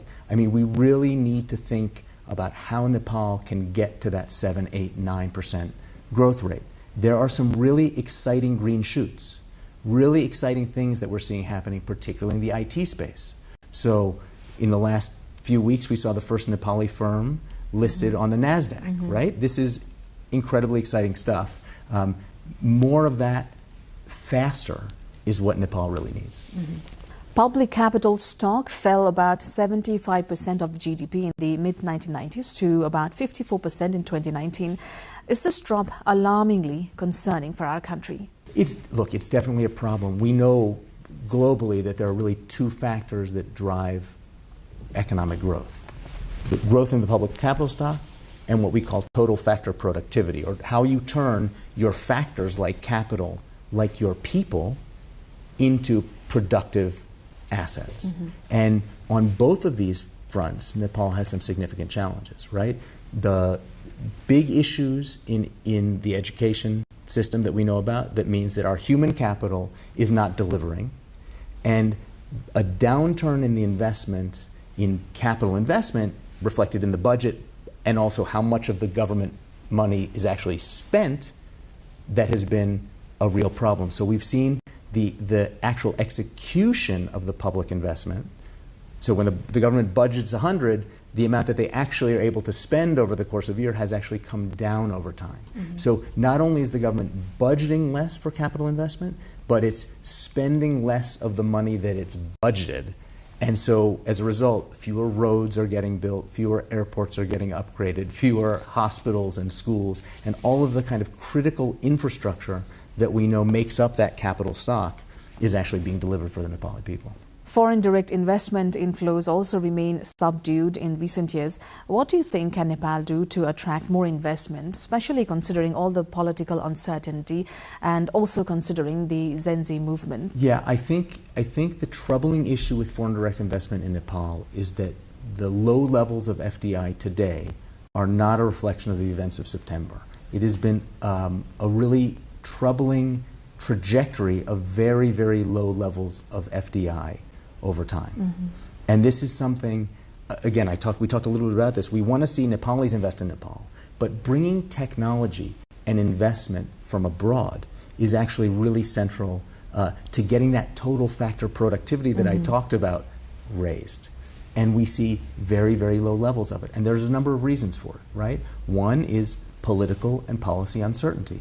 If I'm a foreign investor and I am not sure if the government is going to change in 3 months, 6 months, 9 months, or multiple times over the next year, I'm going to be hesitant to invest. So political stability and policy stability is really critical. Clarity on issues like taxes is really critical. Honoring the trade agreements that the country has is really critical. So giving the policy environment that people are willing to make the investments in, willing to take my money from abroad and put into Nepal, is absolutely central. The poor quality of infrastructure in the country remains a major drag on things like foreign direct investment. I give you an example. 28% of agricultural production is lost in transit inside Nepal just because of the poor quality of infrastructure, the lack of storage, etc. So if I'm a foreign investor thinking about making a major agribusiness investment, am I going to choose Nepal, where the roads, the bridges, the airports, the quality of infrastructure is so poor, or am I going to think about somewhere else where my money is safer because of the lack of capital stock? So really, many of the questions that you've asked really have this thread that ties through them. Right? So this is recent. Some time back, the World Bank, through IDA, ADB and Switzerland launched a 3-year partnership to strengthen Nepal's disaster risk management and build climate-resilient infrastructure. How will this partnership move forward, and who will it benefit? Super excited about it because our collaboration with the ADB particularly is a centerpiece of our engagement here. I think that's something that is very important. We really try to work as one team to support the government of Nepal in its development journey. And we've been really fortunate to be able to partner with the government of Switzerland, who's been providing a significant amount of grant resources around this issue of climate change, climate adaptation, being able to deal with disaster risk in a more sustainable and thoughtful way. So Nepal is one of the countries that is most exposed to disaster risk, both from earthquakes but also from things like flooding. And so being able to partner with Switzerland and the ADB in embedding thoughtful disaster risk management approaches in all of the infrastructure, both that we finance but that the government supports, is very important. We talked earlier about the CPF. Our CPF has two and only two foci. One is jobs that we talked about, and the second is reducing the risks from natural disasters. So these are really two pillars of our engagement here at the World Bank in Nepal. The World Bank has approved $150 million for the Third Bridges Improvement and Maintenance Program. The goal, as mentioned, is to build climate-resilient bridges with real-time monitoring to make critical road networks safer and more reliable, especially in disaster-prone areas. How is the project rolling so far? Just started, but I think the story on bridges is a great one. Again, I think too much we focus on all the problems. We really need to focus on the fact that from 2012 to 2024, the World Bank supported the maintenance and construction of over 44,000 bridges throughout the country. So this new bridge program builds on 12 years of real success on doing that. I think what's exciting about this one is that we really are bringing these issues around disaster risk management and resilience much more centrally into how we think about how the government plans, builds, and maintains its infrastructure. David, thank you so much for being on NTV World Insight. Thanks so much. And thank you too for watching the show. Do join us on our social media pages. We are on Facebook, Instagram, TikTok, Twitter, and also on YouTube. And also visit our official website, nepaltelevision.com, for more news and information. Until next time.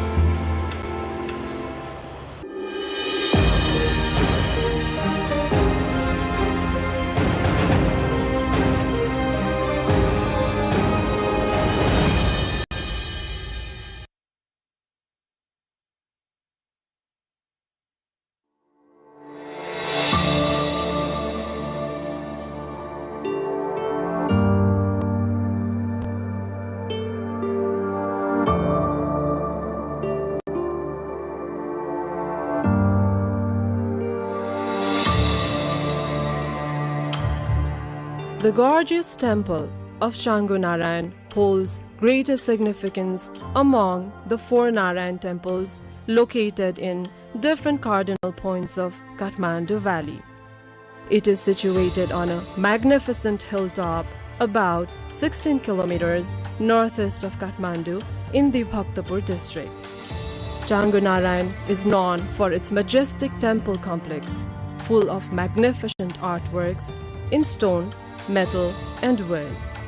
As an important heritage site of archaeological and cultural importance, with a history of nearly 1700 years, Changu Narayan was designated as UNESCO World Heritage Site in October 1979. By then, it also received the attention of international observers abroad. One of the first substantial epigraphic evidences of Nepalese history was found in the temple premises consecrated by Lichavi King Mandev, dating back to 464 AD. It shows that Changu Narayan was already developed as an important sacred place long before his time. There are various myths and legends regarding the origin of Changu Narayan. As detailed in the Vansavalis, Changu had already been established as a sacred site around 3rd century AD. The Ichangu inscription of Vijaya Kamdev, dated 1199 AD, informs that the temple was built by the king Haridatta Varma, happened to be 9th generations before Mandev. The time of Haridatta Varma is estimated as early as 325 AD. यो काठमाडौँ उपत्यका विश्व सम्पदा स्थल चाहिँ 1979 मा नेपालको तर्फबाट विश्व सम्पदाको रूपमा चाहिँ सूचीकृत भएको थियो र त्यसमा चाहिँ अपरेसनल गाइडलाइन अब भनौँ न नेपालले 1972 को चाहिँ वर्ल्ड हेरिटेज कन्भेन्सन भन्ने जुन कन्भेन्सन थियो त्यो कन्भेन्सनमा चाहिँ साइन गरिसकेपछि 78 मा साइन गर्यो र 76 मा साइन गरेर 78 मा चाहिँ नेपालले पठाएको थियो र त्यतिखेर पठाउँदाखेरि नेपालले यो सांस्कृतिक सम्पदाको तर्फबाट काठमाडौँ उपत्यका विश्व सम्पदा स्थल र प्राकृतिकको तर्फबाट चाहिँ सगरमाथा राष्ट्रिय निकुञ्जलाई चाहिँ यो सूचीमा सूचीकरण गर्नको लागि पठाएको थियो। त्यो मध्ये चाहिँ अपरेसनल गाइडलाइनको अनुसार क्राइटेरिया 3, 4 र 6 जुन चाहिँ एकदमै असाध्यै विश्वव्यापी महत्त्व भएको भनेर जुन आउटस्ट्यान्डिङ युनिभर्सल भ्याल्यू भनेर भन्छौँ, हामीले यो 3 वटा क्राइटेरियाको आधारमा नेपाल सरकारले तत्कालीन अवस्थामा चाङ्गु नारायण सहित बाँकी 6 वटा सम्मिलित भएको समावेश भएको चाहिँ काठमाडौँ उपत्यका विश्व सम्पदा स्थल भनेर चाहिँ सूचीकरण को लागि प्रस्ताव गरेको थियो 78 मा र 79 को सेसनले चाहिँ वर्ल्ड हेरिटेज कमिटीको सेसन भनेको बैठक ले चाहिँ यसलाई सूचीकृत गर्ने चाहिँ निर्णय गरेको थियो। त्यसैले यो एज ए होल 7 वटा 7 in 1 वर्ल्ड हेरिटेज प्रपर्टी भनेर भन्छौँ हामी। यो काठमाडौँ उपत्यका विश्व सम्पदा स्थल चाहिँ त्यसरी चाहिँ विश्व सम्पदा सूचीमा चाहिँ सूचीकरण भएको थियो।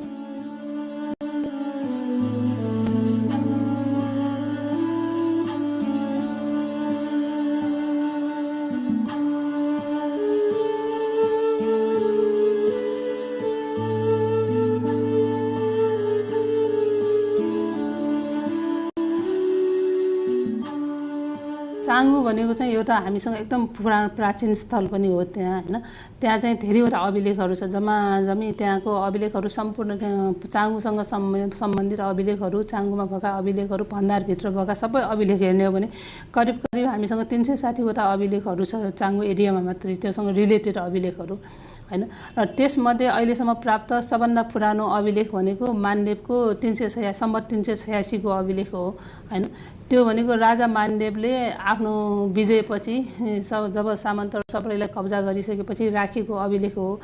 यो अभिलेख चाहिँ एउटा स्तम्भमा छ त्यहाँ र त्यो अभिलेखमा चाहिँ लिच्छवी लिपिमा लेखिएको छ र संस्कृत भाषामा लेखिएको छ, एकदम प्रौढ संस्कृत भाषामा लेखिएको छ, राम्रो एकदम शुद्ध भाषामा लेखिएको छ।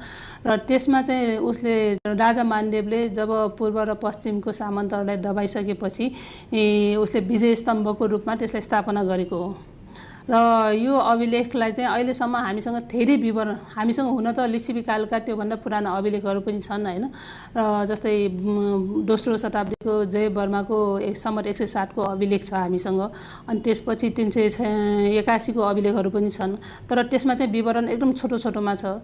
तर यो अभिलेख भनेको सम्पूर्ण विवरण लिच्छवी वंशको, जस्तै मानदेवले आफ्नो वंश समेत 3 पुस्ता समेत उल्लेख गरेर लेखेको र आफ्नो आमाको समेत नाम उल्लेख गरेर राखेको अभिलेख भएकोले त्यो बेलाको सिनारीहरू, त्यो बेलाको इतिहास, धर्म, संस्कृतिहरू धेरै भएको अभिलेखमा भएको हुनाले यो अभिलेख चाहिँ विशेष महत्त्वपूर्ण छ। नेपालकै सन्दर्भमा पनि यो अभिलेख चाहिँ विशेष महत्त्वपूर्ण छ।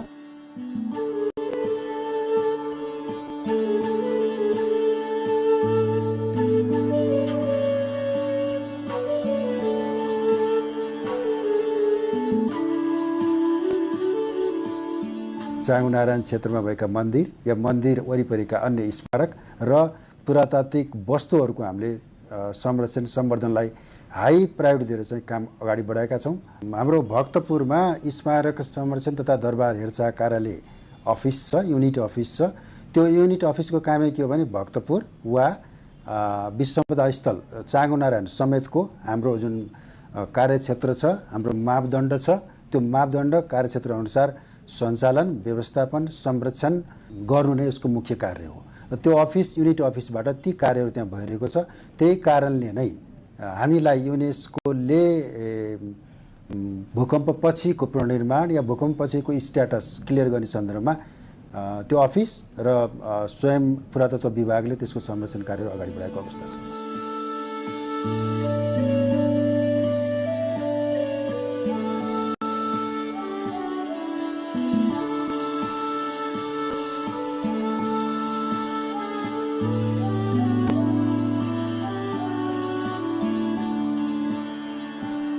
मानदेवले राखेको गरुड स्तम्भ पछि गएर कालान्तरमा विभिन्न कारणले त्यो भाँच्यो।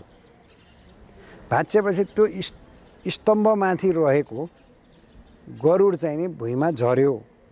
जुन तपाईँले गरुड देख्नुहुन्छ चाँगुनारायणको ठ्याक्कै मन्दिर अगाडि हात जोडेर बसेको मानव आकार छ, अनि पछाडि प्वाख बनाइया छ होइन। त्यसले पखेटाहरूले त्यो गरुड चाहिँ नि सम्भवतया मानदेवले नै चढाएको भन्ने मानिन्छ। त्यो कलामा डेफिनेटली हामीले के मथुरा शैलीको देख्छौँ। त्यो गरुडको जुङ्गा पनि बनाएको देख्नुहुन्छ, माथि एउटा सानो डोरीले बाँधेर क्लिपहरू लगाएको एउटा मुकुटको जस्तै किसिमका त्यो देखिन्छ। सम्भवतया त्यो मानदेवकै प्रतिमूर्तिको रूपमा त्यही उसको पर्सनालिटी अनुसार, उसको जीवडाल अनुसार गरुड बनाइएको हो भन्ने एक थरीको भनाइ छ।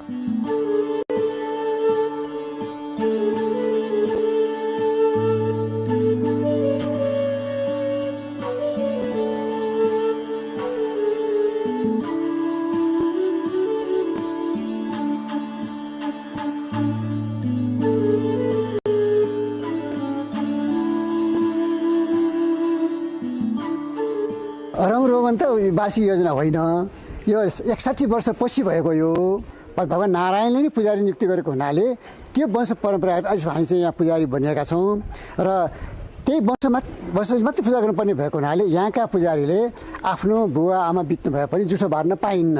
यहाँ अविच्छिन्न रूपमा चाहिँ पूजा चलाउनुपर्छ। त्यो चलन अहिलेसम्म चलिआएको छ। मन्दिर 4:30-5 बजे खोलिसकेका हुन्छ। भडेलहरूले नित्य पूजाको लागि यहाँ छुट्टै एउटा धारा छ, जसको नारायण हिटी भन्छौँ हामी। त्यहाँबाट चोख पानी ल्याएर, त्यो चोख पानी ल्याएर पनि एउटा कठिन छ। चोख पानी ल्याउँदाखेरि कोही बिसाएर फाप्न नहुने होइन, अनि कसैले छुनु नहुने, नाङ्गो खुट्टा यहाँसम्म हिँडेर आउनुपर्ने। अनि यहाँ ल्याएर मन्दिर खोलिसकेपछि अनि चोख पानी भित्र त्यहाँ पूजा सामान तयार भइसकेपछि करिब 8-9 बजेतिर प्रायः भगवान्को पूजा हुन्छ। पूजा षोडशोपचारले हुन्छ। अनि त्यो पूजा पश्चात चाहिँ हामीले खिर नैवेद्य पनि चलाउनु पर्ने हुन्छ। पहिला मन्दिर बन्द हुन्थ्यो, अब त बन्द हुन छोड्यो। अहिले त प्रायः दिनभरि नै खोल्छ र साँझ चाहिँ नित्य आरती पनि हुन्छ र यो पूजा आरती गर्दा बाजा बजाउने चलन पनि छ।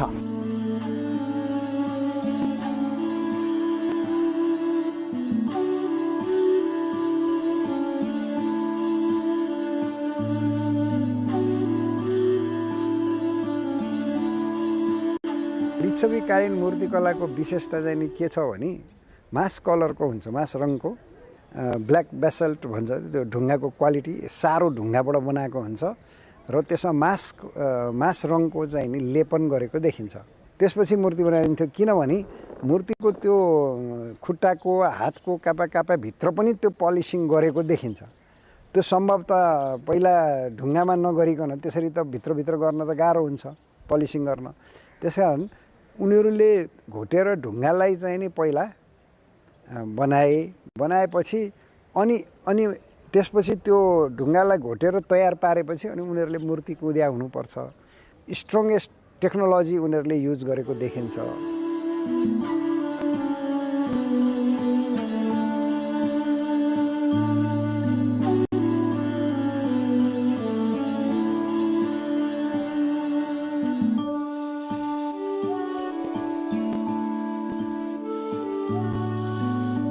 अंशु वर्माको अभिलेख छ जुन चाहिँ गरुड अहिलेको तपाईँले त्यहाँ चाङ्गुमा जानुभयो भने ठ्याक्क त्यसको गरुडको पछाडि एउटा अंशु वर्मा र शिवदेवको अभिलेख पनि छ।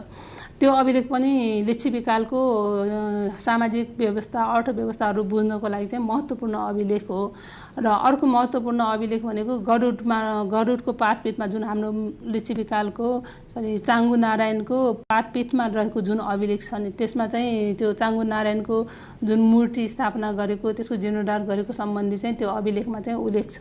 अभिलेखहरू अध्ययन गर्ने, तिनीहरूको विश्लेषण गर्ने, तिनीहरूको लिप्यान्तर गर्ने, प्रतिलिपि उतार गर्ने, तिनीहरूको सङ्कलन गर्ने कामहरू अभिलेखालयले गर्छ र जस अनुसार हामीले त्यहाँको अभिलेखहरू लिप्यान्तर गरेर अथवा उतार गरेर ल्याएर तिनीहरूको प्रतिलिपि चाहिँ यहाँ सुरक्षित गरिसकेको छ।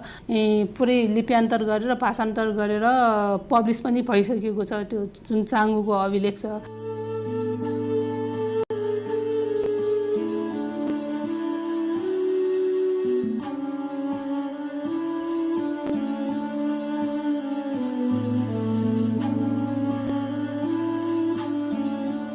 रामको वर्ण हैन, अनि यो जस्तै अब नारायणको वर्ण के हो, यहाँ बाजेहरू हुनुहुन्छ उहाँहरूसँग बसेर सल्लाह गरेर अनि वर्ण अनुसारको हामीले चाहिँ यो कलर गर्ने हो। अब जस्तै कि यो चाहिँ श्रीराम उहाँको चाहिँ यो अलि निलो आकाशी वर्णको हुन्छ। अब माथि भयो नरसिंह सेतो वर्णको, यतापट्टि चाहिँ वामन वर्ण भयो, वामन चाहिँ हाम्रो स्किन कलर अरेन्ज कलरको, यो सबै त्यहाँ चाहिँ वर्णहरू हुन्छ अनि त्यही अनुसारले हामीले गर्ने हो। कुन्नाको चाहिँ हरियो कलरको कोहरा। अब कोहराको सिम किन राखेको भन्दा कोहरा चाहिँ यो उड्ने कोहरा, नेवार भाषाबाट बोसल भन्छ, बलियो पनि। उसले यो मन्दिरको पुरा यो छत हुन्छ नि उसको भारै उसले बोकेको छ कुन्ना कुमार 4 कुन्नाले। त्यही भएर उसको त्यो अनुहारको आकृति पनि अलि रिसाएको जस्तो, अलि उसलाई गाह्रो भएको जस्तो फिल गरेर नै बनाएको छ, राम्रो नै बनाएको छ। सबभन्दा पहिला चाङ्गु नारायण पछि शेष नारायण पछि विसुङ्गु नारायण पछि तपाईँको इचुङ्गु नारायण राखेको छ लाइनै। बिचमा चाहिँ तपाईँको यमराजको चाहिँ तुराल राखिएको छ यहाँ ठ्याक्कै दक्षिणतिर फर्काएर। यो यमराजको चाहिँ हटबाट अरू मन्दिरमा चाहिँ पाइँदैन, यहाँ चाहिँ राखिएको छ। अनि पछि पश्चिममा चाहिँ तपाईँको वरुणको राखेको छ। वरुण भनेपछि नागको राजा। मत्स्य नारायण, वराह, नरसिंह लाइनै मिलाएर राखिएको छ। अनि तपाईँ फेरि दक्षिणबाट अब तपाईँ उत्तर दिशा जानुभयो भने वामनको तपाईँले तुनार हेर्नुहोस् है, 3वटा खुट्टा हालेको छ। जुन चित्र छ यो कलाकारले बनाएको काठको त्यो कहीँ पनि पाउँदैन, यही चाङ्गु नारायणमा पाउँछ। कृष्णको छ, रामको परशुरामको लाइनै मूर्तिहरू राखेको छ।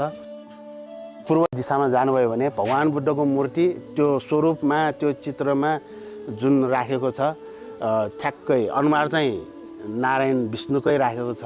स्तुपासम्म माथि रहेको छ, तपाईँले त्यहाँ हेर्नुहुन्छ त्यो चाहिँ हाम्रो के भन्छ नारायणजी चाहिँ हाम्रो यो बुद्ध भगवानको स्वरूपमा राखेको छ।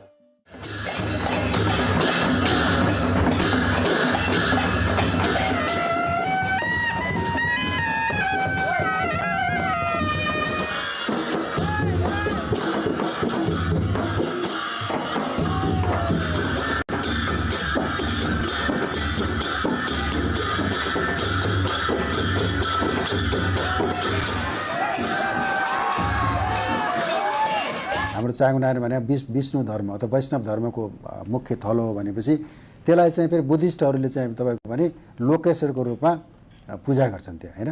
भनेपछि बुद्धिस्ट र हिन्दूको एउटा चाहिँ संयोजन, धार्मिक संयोजनको साथसाथै त्यहाँबाट आउने त्यो कलशलाई वा चाहिँ नारायणको प्रतीकात्मक स्वरूपलाई हनुमान ढोका ल्याउने र चाहिँ कुमारीले समेत दर्शन गर्ने र कुमारीको दर्शन जो त्यहाँ आफ्नै किसिमको विधि परम्परा छ र त्यो कलशको दर्शन गर्नलाई त्यहाँका अरू अब के अरे धर्मावलम्बीहरू जो चाहिँ त्यो धर्ममा आस्था राख्नुहुन्छ उहाँहरू आएर चाहिँ धर्म दर्शनका कुराहरू अथवा त्यो कलशको दर्शन गर्ने परम्परा अहिले पनि छ।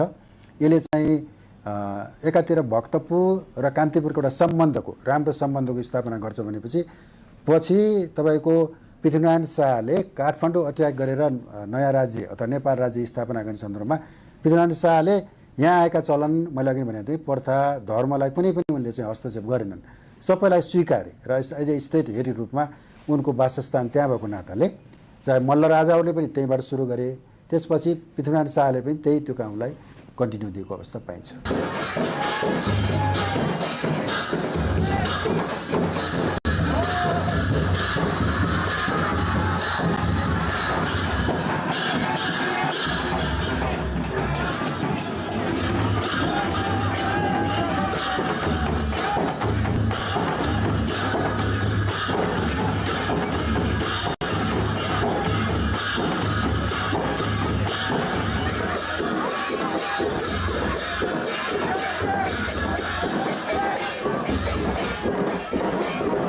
यहाँको मुख्य यात्रा भनेको वैशाखमा हुन्छ र जो यात्रा यहाँको लागि होइन कि यो चाहिँ पारी काठमाडौँ जिल्लाका दाँची, ब्रह्मखेल, थली, इन्द्रायणी, बदरबास आदि ठाउँ पनि यो यात्रा चल्छ।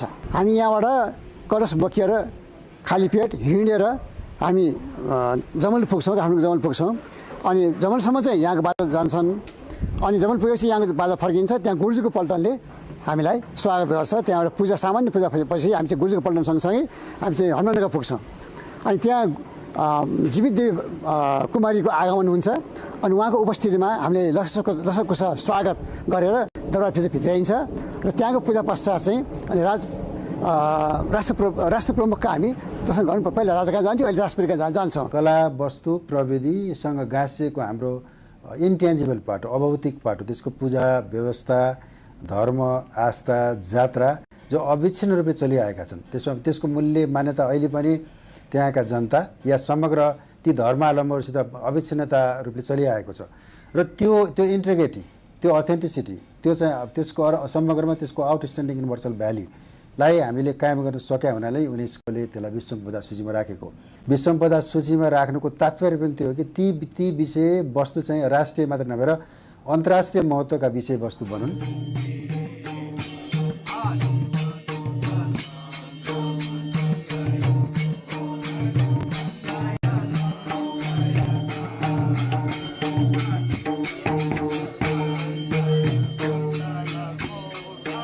चाङ्गो नारायणमा एउटा विश्वरूपको मूर्ति छ। त्यो मूर्तिको तल पाताल लोक देखाइएको छ, नागकन्याहरू छन्। त्यसपछि पृथ्वीले दुईटा काँधमा स्त्री रूपमा पृथ्वीलाई प्रतिनिधित्व गरेका छ। काँधमा दुईटा पाइताला राखेर भगवान् विष्णु उभ्या छन्। त्योभन्दा माथि विभिन्न दिक्पालहरू, अन्य सूर्य चन्द्र, अझ माथि गएपछि आकाश, यिनीहरू सबैको प्रतिनिधित्व हुने गरी देवगणहरू, ऋषिगणहरू पनि देखिन्छ। र अर्जुनले चाहिँ हात जोडेर बसेको दृश्य पनि त्यसमा कुँदिएको छ। त्यो मूर्ति साउथ इस्ट एसियामै मलाई जहाँसम्म लाग्छ दुर्लभ मूर्ति हो। देब्रेतिरको चाहिँ नि केही पार्टहरू भाँच्चिएको छ, होइन भने मूर्ति धेरै नै राम्रो छ। त्यो पछि कसरी भाँच्यो भन्ने थाहा हुन सकेको छैन। मुखबाट त्यहाँ मूर्तिमा हेर्नुभयो भने एउटा मान्छे निस्किया देख्नुहुन्छ, त्यो द्याट इज कल्ड ब्राह्मण। अनि बाहुबाट पाखुराबाट चाहिँ नि क्षेत्रीय निस्केको देख्नुहुन्छ। तिघ्राबाट चाहिँ नि त्यसै गरी मान्छे सानो सानो मान्छेको मूर्ति बनाएको छ, त्यो निस्किया देख्नुहुन्छ, जो वैश्य हो। वैश्यपछि पाइतालामा चाहिँ नि खुट्टामा हेर्नुभयो भने त्यहाँ शूद्र निस्केको भनिन्छ। त्यसरी एउटा समाजको स्वरूपलाई पनि उसले चित्रण गरेका छ। उनी सुतेका छन्। विश्वरूपको त्यो मूर्ति निकै नै उत्कृष्ट मानिन्छ। र अब त्यसलाई कसैले 7औं शताब्दी भन्छन्, कसैले 8औं, मूर्तिमा लेखिया छैन, तर 8औं शताब्दीतिरको हुनसक्छ भन्ने अनुमान चाहिँ नै हामीले गरेका छौँ। विश्वरूपकै अगाडिपट्टि त्रिविक्रम वामनको मूर्ति पाउनुहुन्छ। त्यो त्रिविक्रम वामन भनेको खुट्टा उचालेर एउटा आकाशतिर फर्काएको, एउटा चाहिँ नि पातालतिर फर्काएको मूर्ति पाउनुहुन्छ, जसमा हामीले अनुमान गर्दाखेरि लगभग हाराहारी 7औं 8औं शताब्दीकै 8औं शताब्दीतिरकै हुनुपर्छ भन्ने एउटा अनुमान चाहिँ गर्छौँ। 8औं शताब्दीतिरकै नरसिंहको मूर्ति पनि त्यहाँ राखेको छ। त्यो पनि सेम ब्ल्याक बासल्टको हो, तर त्यहाँ चाहिँ नि पलिसिङ पनि तपाईँको मास कलरको पलिस गरेर देख्नुहुन्छ। त्यसैले यो तीनवटा मूर्ति विशेष उल्लेखनीय छन् भने चौथो अर्को मूर्ति पनि त्यहाँ उल्लेखनीय छ, जसलाई गरुड नारायण भनिन्छ। अब भनाइ के छ भने अब भित्र मूर्ति त हेर्न दिन्नन् है, तर त्यहाँभित्र पनि गरुडमा चढेको नारायणकै मूर्ति हो, गरुड नारायण नै हो। त्यस्तै किसिमको गरुडमा विष्णु चढेको एउटा मूर्ति छ, जो हाम्रो 10 रुपियाँको नोटमा पनि तपाईँले छापेको देख्नुहुन्छ। त्यसमा के देखाइएको छ भने विष्णुले अनि वाहनमा चढेर उडिरहेको अवस्थामा देखाउने यो प्रचलन धेरै पहिलादेखि नै छ। र यिनीहरू यो मूर्ति पनि त्यही पलिसिङको छ। अनि शास्त्रमा जस्तो शरीर बयान गरेको छ त्यस्तै, अनि हात खुट्टाहरू जस्तै अङ्ग मिलेको भन्छौँ कि हामी, त्यो जति लामो हात हुनुपर्ने हो त्यति लामो हात छ, जति लामो खुट्टा हुनुपर्ने त्यस्तो मान्छेको खुट्टा कत्रो हुन्छ। उसले त नाइटोदेखि नै नापेर मूर्तिहरू बनाउने, माथिल्लो भाग त तल्लो भाग कति छ त्यो अनुसारको समायोजन गरेका छ। त्यसैले लिच्छवीकालीन मूर्तिहरूमा यो विशेषता चाहिँ नि उत्कृष्ट किसिमको छ। ट्रेडिसनल जुन हामी परम्परागत रूपमा चाहिँ असाध्यै धनी भनेर जुन भन्छौँ, अमूर्त सम्पदा, अभौतिक सम्पदा, त्यो भौतिक र अभौतिक सम्पदा बिचको चाहिँ जुन एउटा लिभिङ नेचर छ, लिभिङनेस भनेर जुन हामी चाहिँ यो जीवन्त सम्पदा भन्छौँ, त्यो जीवन्त सम्पदा मध्यकालदेखि अहिलेसम्म चाहिँ कन्टिन्यू छ भनेर चाहिँ, र त्यो भएकोले गर्दाखेरि संसारमा यस्तो चिज कहीँ पनि छैन, यहाँ मात्रै छ। त्यसैले यसलाई चाहिँ संसारभरिकै मान्छेको चाहिँ सम्पत्ति हो, सम्पदा हो भनेर हामीले चाहिँ दर्ता गऱ्यौँ। भनेपछि सूचीकरण गऱ्यौँ भनेपछि त्यही रूपमा चाहिँ हामीले बचाइराख्नु चाहिँ सबभन्दा ठुलो चाहिँ दायित्व हो।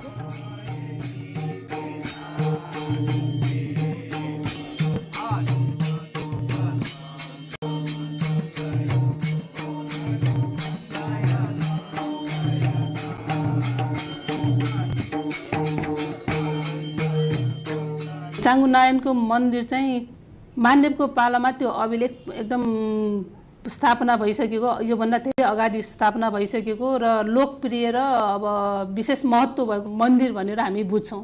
किनभने राजा आफैले विजय स्तम्भ राख्ने विशेष महत्त्वको साथ चाहिँ राजा मानदेवले त्यो ठाउँमा अभिलेख राख्नु भनेको, त्यो ठाउँमा पहिलेदेखि नै भव्य मन्दिर थियो, त्यहाँ मन्दिर थियो र यो विशेष राजकीय महत्त्वको स्थान थियो, त्यो मन्दिर थियो भनेर बुझिन्छ। त्यो हेर्दा पनि त्यो मन्दिर राजा मानदेवभन्दा धेरै अगाडि बनिसकेको भन्ने बुझिन्छ।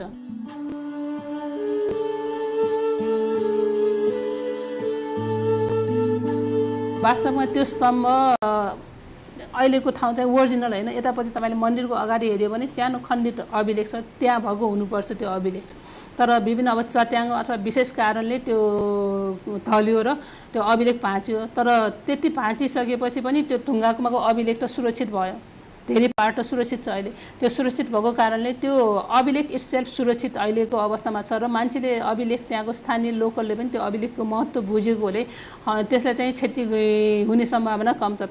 त्यस्ता अभिलेखहरू चाहिँ हामीले यदि सुरक्षा गर्न सक्यौँ भने हाम्रो इतिहास चाहिँ कालान्तरसम्म जोड्न सक्छ। हामीले थाहा पायौँ, हाम्रा पछिका पुस्तालाई पनि त्यो हामी बचाइदिनुपर्छ। चाङ्गु नारायण चाहिँ नि वान अफ द बेस्ट हाम्रो चाहिँ नेपालको चाहिँ नि आर्ट, आर्किटेक्चर, हिस्ट्री को लागि इम्पोर्टेन्ट साइट हो र कल्चर को लागि इम्पोर्टेन्ट साइट हो। During Lichavi period, Changu Narayan was also known as Dola Shikhar, which refers to a mount or hill in the shape of Doli. Gopal Raj Vansavali and the Changu inscription also mention it as Changu, a Newari word that refers to swing like hill. But the evidences show that this particular place was popular as Changu Narayan from the earliest time, and the same name exists in the society till present. This two-storied temple is of basic Nepalese design with possible emphasis given to masterful ornamentation. The temple may have passed through series of restoration. The present structure was probably constructed in the 17th century. Changunarayan is regarded as one of the masterpieces of Nepalese temple architecture. The older elements have been incorporated during the restorations.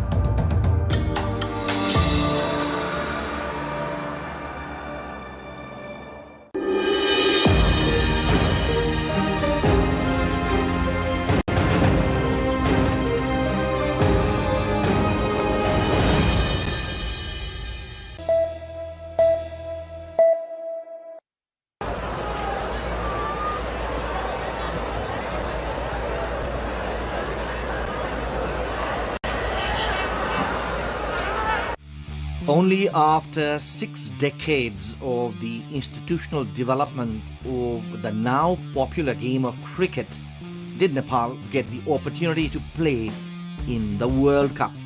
Although cricket was introduced in Nepal during the Rana regime, the sport was confined to a limited number of people, namely the elite. It all started with equipment brought by students returning from their studies in Britain and India.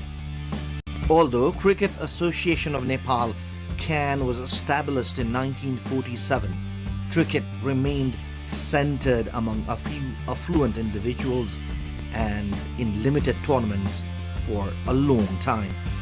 Starting with the Bishnu Trophy in 1948, tournaments were limited to competitions like the Madan Memorial Sealed, Jugal Kishore Trophy, Rammani Trophy, and later the Jaya Trophy. Even as the sport expanded outside Kathmandu Valley, it took decades for cricket to develop at the grassroots level. After the International Cricket Council (ICC) granted Nepal affiliate membership in 1988, Nepali cricket embarked on its international journey. The rule of mandatory participation in tournaments by the ICC and the Asian Cricket Council (ACC) opened doors to international competition for Nepal. After participating in the Under-19 Asian tournament in Hong Kong in 1996, Nepal has not looked back. Winning titles at the Asian and global levels, Nepali cricket team continues its journey towards the pinnacle of world cricket.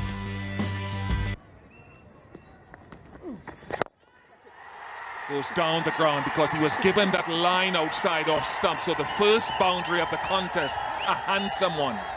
Initially confined to Tulikhel in Kathmandu, many international tournaments were hosted in Nepal after an international standard ground was built in Kirtipur. Nepal has also shown its proactiveness in differently abled cricket tournaments like the T20 World Cup for the blind in 2012 and the Asian Cricket Tournament for the deaf. Nepali women's national cricket team has also achieved remarkable success in a short period of time. The latest addition in Nepali cricket is the floodlit Tribhuvan University Cricket Stadium and the Nepal Premier League that has provided opportunity for Nepali players to rub shoulders with world-class players.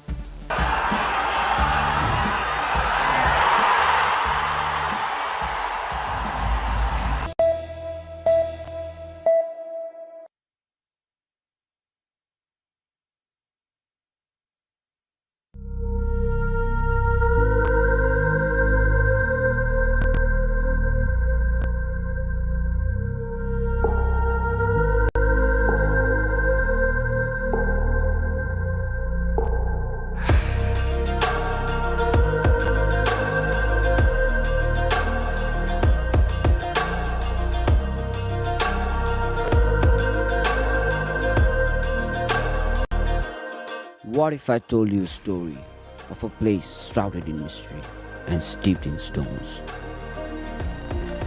A place where warriors were born and raised, and their path through the mountains still remain to this day. Ajirkot, Gorkha, the unbeaten kingdom. हामी पाहुनाहरू आउनु हुँदाखेरि हामी यसरी स्वागत गर्छौं अनि अलि नाचगानहरू देखाउँछौं मेरो सिंहो नेपाल गाउने कि गोरखामा गर्व लाग्छ जन्मिएछु साथै स्वर्गमा म त नेपालकी छोरी भन्छन् Gorkhali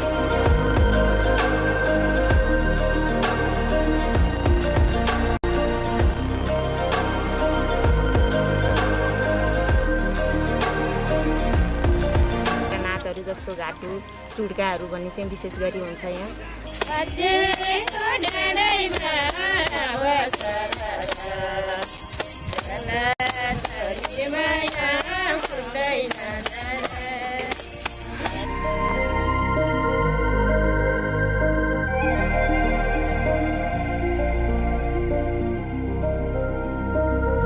For those seeking a luxurious escape, there are stunning lodges that offer an indulgent retreat amidst the rugged beauty of this place. But for the true adventurers, this place has it all, from trekking through dense forest of Nagepokari trails to exploring ancient temples and learning the rich history of the region. So, what do you fancy? Are you the solo explorer, or do you prefer luxury within nature? Or perhaps you are the one who seeks to witness it all. Well, after all, life is a box of chocolates, and this place is filled with surprises.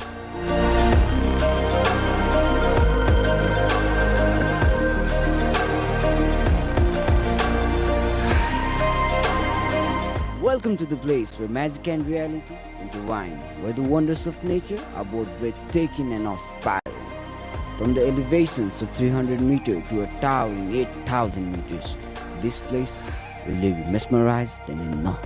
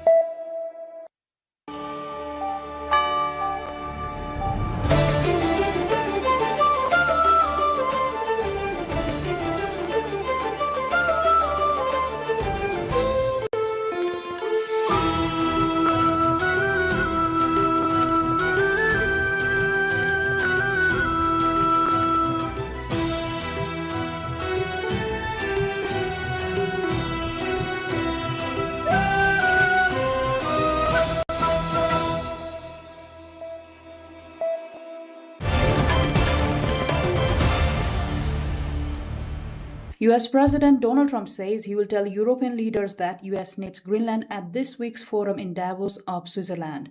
On social media, Trump shared a message that he says is from NATO's Secretary General and posted generated images of himself placing an American flag on Greenland. Greenland's Prime Minister says they will not let themselves to be pressured as European allies have rallied to defend the semi-autonomous Danish territory.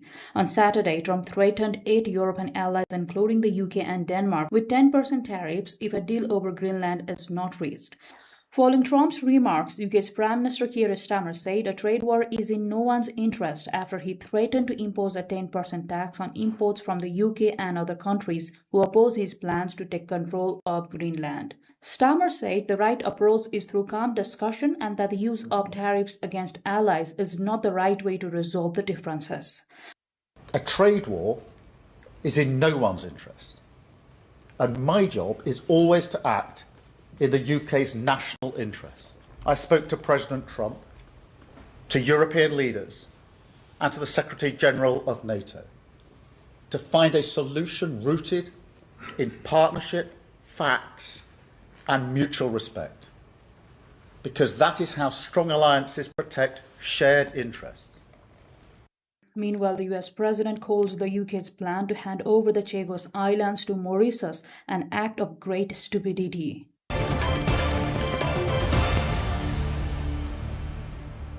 Australia's lower house has voted in favour of a national gun buyback program and new checks on firearm licence applications a month after the deadly shooting at Bondi Beach.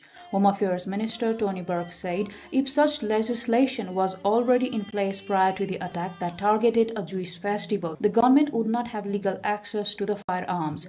The individuals who killed 15 people on 14 December had hate in their hearts and gun in their hands, Burke told the Parliament. The father in the father-son duo allegedly behind the Bondi attack legally owned 6 firearms, while his son had been on the radar of intelligence agencies. The bill was passed by the House of Representatives by a vote of 96 to 45. It will now make its way to the Senate for consideration, where it is expected to be endorsed with support of the Greens. The Parliament is also debating on hate speech reforms. That shooting had prompted the then government to introduce some of the world's strictest gun controls. Other measures passed on Tuesday include stricter firearm import controls and provisions to improve information sharing between the intelligence agencies on people trying to obtain the gun licenses.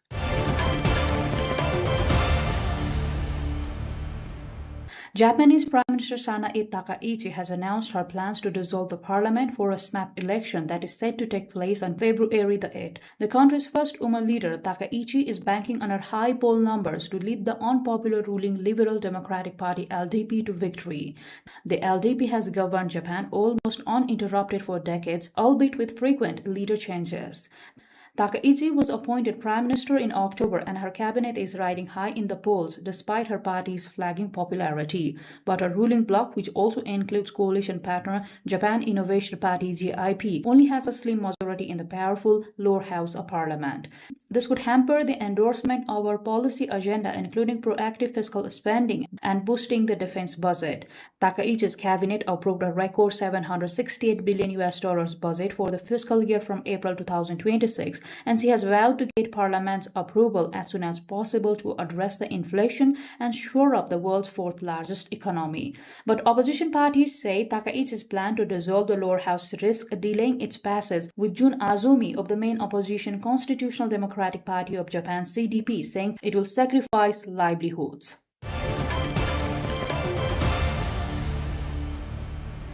Prince Harry left London's Royal Court of Justice at the end of the first day of a joint lawsuit against Associated Newspapers Limited (ANL), the publisher of the Daily Mail and the Mail on Sunday. The Duke of Sussex and other high-profile claimants allege that the tabloids illegally intercepted voicemail messages, listened to phone calls, and deceptively obtained private information from at least 1993 to 2018 in some instances. Harry, joined by other well-known claimants, including Sir Elton John, actresses Elizabeth Hurley and Sadie Frost, anti-racism campaigner Baroness Doreen Lawrence, and others, alleges a long-running pattern of unlawful information gathering by the newspapers. Their legal team claims the publisher employed private investigators to intercept voicemails, bug phones, and vehicles, and obtain private medical and personal information to generate news stories. In opening submissions, Prince Harry's lawyer described the alleged intrusions as terrifying, saying they caused significant emotional distress and lasting impact on his personal life. Associated newspapers strongly denies the allegations, calling them unfounded and asserting that many disputed stories are lawfully sourced from contacts, press officers or associates.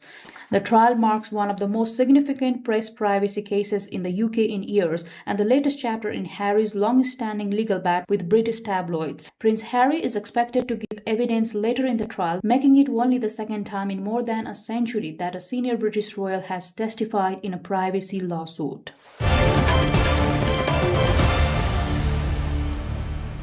As an emerging global hub for sustainable farming, Sri Lanka is hosting the 6th International Conference on Green Plant Protection Innovation this week, running from January 18 to 24 at the Bandaranaike Memorial International Conference Hall. The summit brings together international scientists, diplomats, and policymakers to tackle urgent challenges of food security and protection of environment. The goal is to reduce the use of chemicals in farming through eco-friendly innovation. Organized by leading institutions from both the nations, the conference strengthens the partnership between China and Sri Lanka while giving young researchers a chance to meet global experts. This week-long event showcases a strong commitment to a green revolution by combining modern technology with sustainable farming.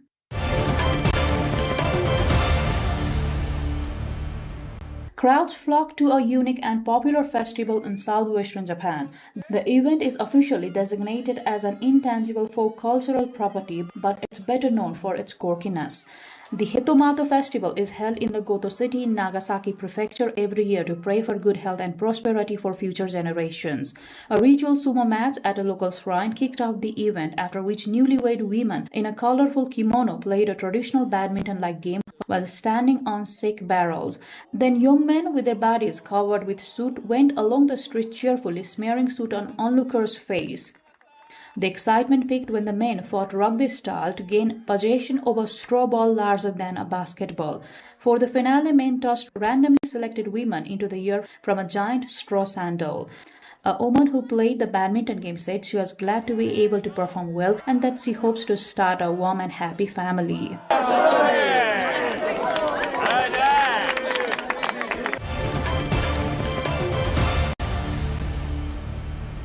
A long-serving extravehicular activity spacesuit returned to the Earth on Monday aboard the re-entry capsule of China's Shenzhou 20 spaceship, concluding a distinguished service period spanning more than 4 years in orbit, far exceeding its original design life. Known as Spacesuit B, it was among a number of large scientific payload items sent back to the Earth on the unmanned Shenzhou 20 return capsule, which touched down in North China's Inner Mongolia Autonomous Region. The capsule's original return had been delayed due to concerns over damage sustained in a suspected space debris incident, while an alternative spacecraft was used to transport the 3 Chinese astronauts on the Shenzhou 20 mission safely back home in November. First launched in May 2021, Spacesuit B made its debut during the inaugural EVA conducted from the then under construction Tiangong Space Station in July 2021, when it was used as part of a landmark 7-hour spacewalk. Over the next 4.5 years, the suit supported 11 Chinese astronauts across 8 crewed missions, enabling 20 successful EVAs to be conducted. The 3 Shenzhou 21 astronauts arrived at the space station on November 1st, with their return capsule later being used to bring back the Shenzhou 20 crew members after tiny cracks were found in the viewport window of the latter spacecraft. The damage was likely caused by an external impact from space debris, according to China Manned Space Agency.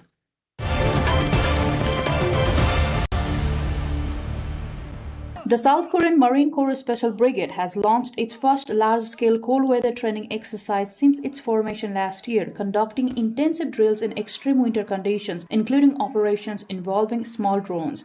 The 2-month training program, which began earlier this month, is designed to strengthen the brigade's ability to conduct deep penetration and missions during wartime. The newly established unit trained in snow-covered mountainous terrain where temperatures remained well below freezing. During the exercises, Marines performed cold exposure conditioning drills, including lying on snow-covered ground with bare torsos and sprinting up icy slopes to build endurance and resilience. Training scenarios focused on entering into enemy's territory, battlefield surveillance, and rapid response under ambush conditions. Ski-based mobility drills were also conducted to enhance mobility in deep snow alongside casualty evacuation exercises simulating combat injuries in harsh terrain.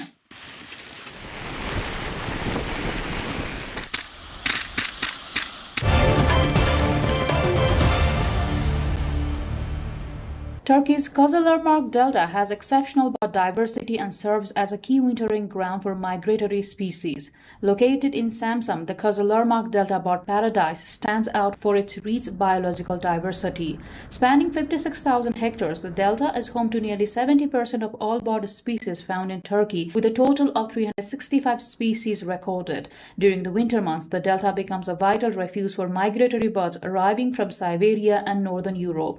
Nearly 1,000 swans spend the winter season in the area, creating striking natural scenes for visitors. Welcoming around 100,000 visitors annually, the delta is designated as a strictly protected sensitive area. The wetland's role as a stopover and wintering site is considered critical for many bird species, while the presence of swans offers visitors a unique and memorable landscape. Conservation efforts focus on preserving the delta's wetlands, lagoons, and reed beds, which are essential for sustaining this fragile ecosystem. The delta continues to play a critical role in biodiversity conservation and awareness in Turkey.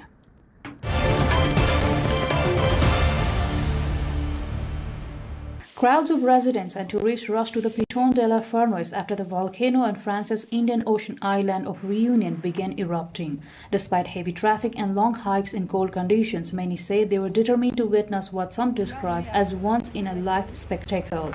The volcano erupted on January the 18th, marking its first activity since 2023 after weeks of increased seismic tremors. The eruption, classified at effusive, produced lava flows and fountains from several fissures on the volcano's northern flank, with no immediate threat to populated areas, according to authorities. Despite the lack of danger to residents, the spectacular lava display drew thousands of residents and tourists to vantage points.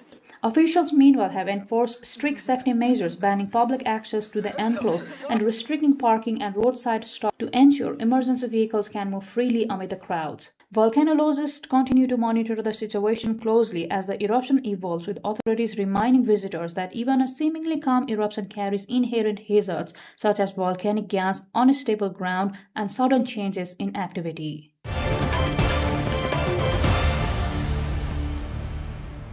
Orthodox Christians in Kyrgyzstan marked the Epiphany holiday by plunging into icy mountain waters near the capital, braving sub-zero temperatures to observe a centuries-old religious tradition widely practiced across Eastern Europe. Before the sun rose, worshippers gathered at rivers and makeshift ice pools where Orthodox priests blessed the water with prayers and crosses. Participants then immersed themselves 3 times, symbolizing the baptism of Jesus Christ in the River Jordan. Despite freezing conditions, families and onlookers watched as believers enter the water, some crossing themselves before and after the ritual. Epiphany, one of the most significant holidays in the Orthodox Christian calendar, is traditionally observed in countries such as Russia, Belarus, and Ukraine. Kyrgyzstan is a Muslim-majority Central Asian nation and does not publish official statistics on religious affiliation. However, the National Statistics Body estimates that around 5% of the population identifies as ethnic Russian, many of whom are the members of the Russian Orthodox Church.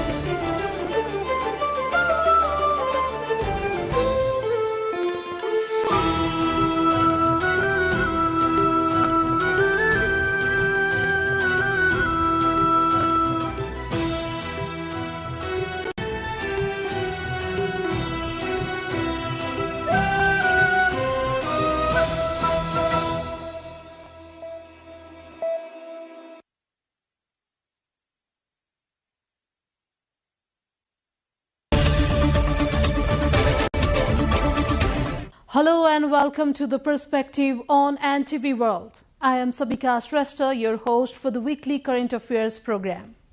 Here we pick the news of the week, unpack its political significance and examine how today's decision shape tomorrow's direction. This week, our focus is on the Nepali Congress, Nepal's oldest and largest democratic party, once again at the center of national attention amid leadership debates, reform pressures, and questions about its future course. As the country is heading for House of Representatives election on March 5, the split has raised doubts within the people how Nepal's political dynamics will be shaped. Will it affect the election is a million-dollar question at the moment. This issue featured in most of bulletins this week on NTV World. Nepali Congress is one of the oldest and most influential political parties in Nepal's modern history. Established in 1947, it has been at the forefront of democratic movements that toppled autocratic regime, restored multi-party democracy, and shaped constitutional governance. From the overthrowing of the Rana regime to its leading role in the 1990 and 2006 people's movements, the party has shaped Nepal's democratic identity and state-building efforts. Ideologically rooted in democratic socialism, Nepali Congress has led multiple governments, contributed to federal restructuring and driven key policy debates. Yet, its historical prominence has been accompanied by cycles of internal rivalry and factionalism, dynamics that continue to influence its present-day politics. Does the split ahead of March 5 election weaken Nepali Congress position? To discuss more on this issue, we spoke to sociologist and political analyst Pranav Kharel. As we are talking about the development in Nepali Congress, how do you see the split in the party? I do not consider it split as yet because the matter is sub judice in the Supreme Court and the court will eventually decide. But however, I believe that there is a strong division within the party, which is a culmination of a long internal mess that the party has been for over several years now. So we are seeing a result of it. One of the reasons for this was the failure of the leadership, of then leadership, to give vitality to the internal life and internal democracy of the party. Is it a formal split or will it eventually be a single party as claimed by the leaders even today? Both sides, the Deoga faction and Gagan Thapa faction, they are playing their cards very close to their chest because the Gagan Thapa faction has made it clear that they are willing to accommodate the other faction. At the same time, the other faction, the Deoga faction, has also made it clear that they would like to mend fences because given the fact that we are at the doorsteps of the election scheduled for March 5th, the party leadership, I think there is some sanity prevailing on both sides of the leadership.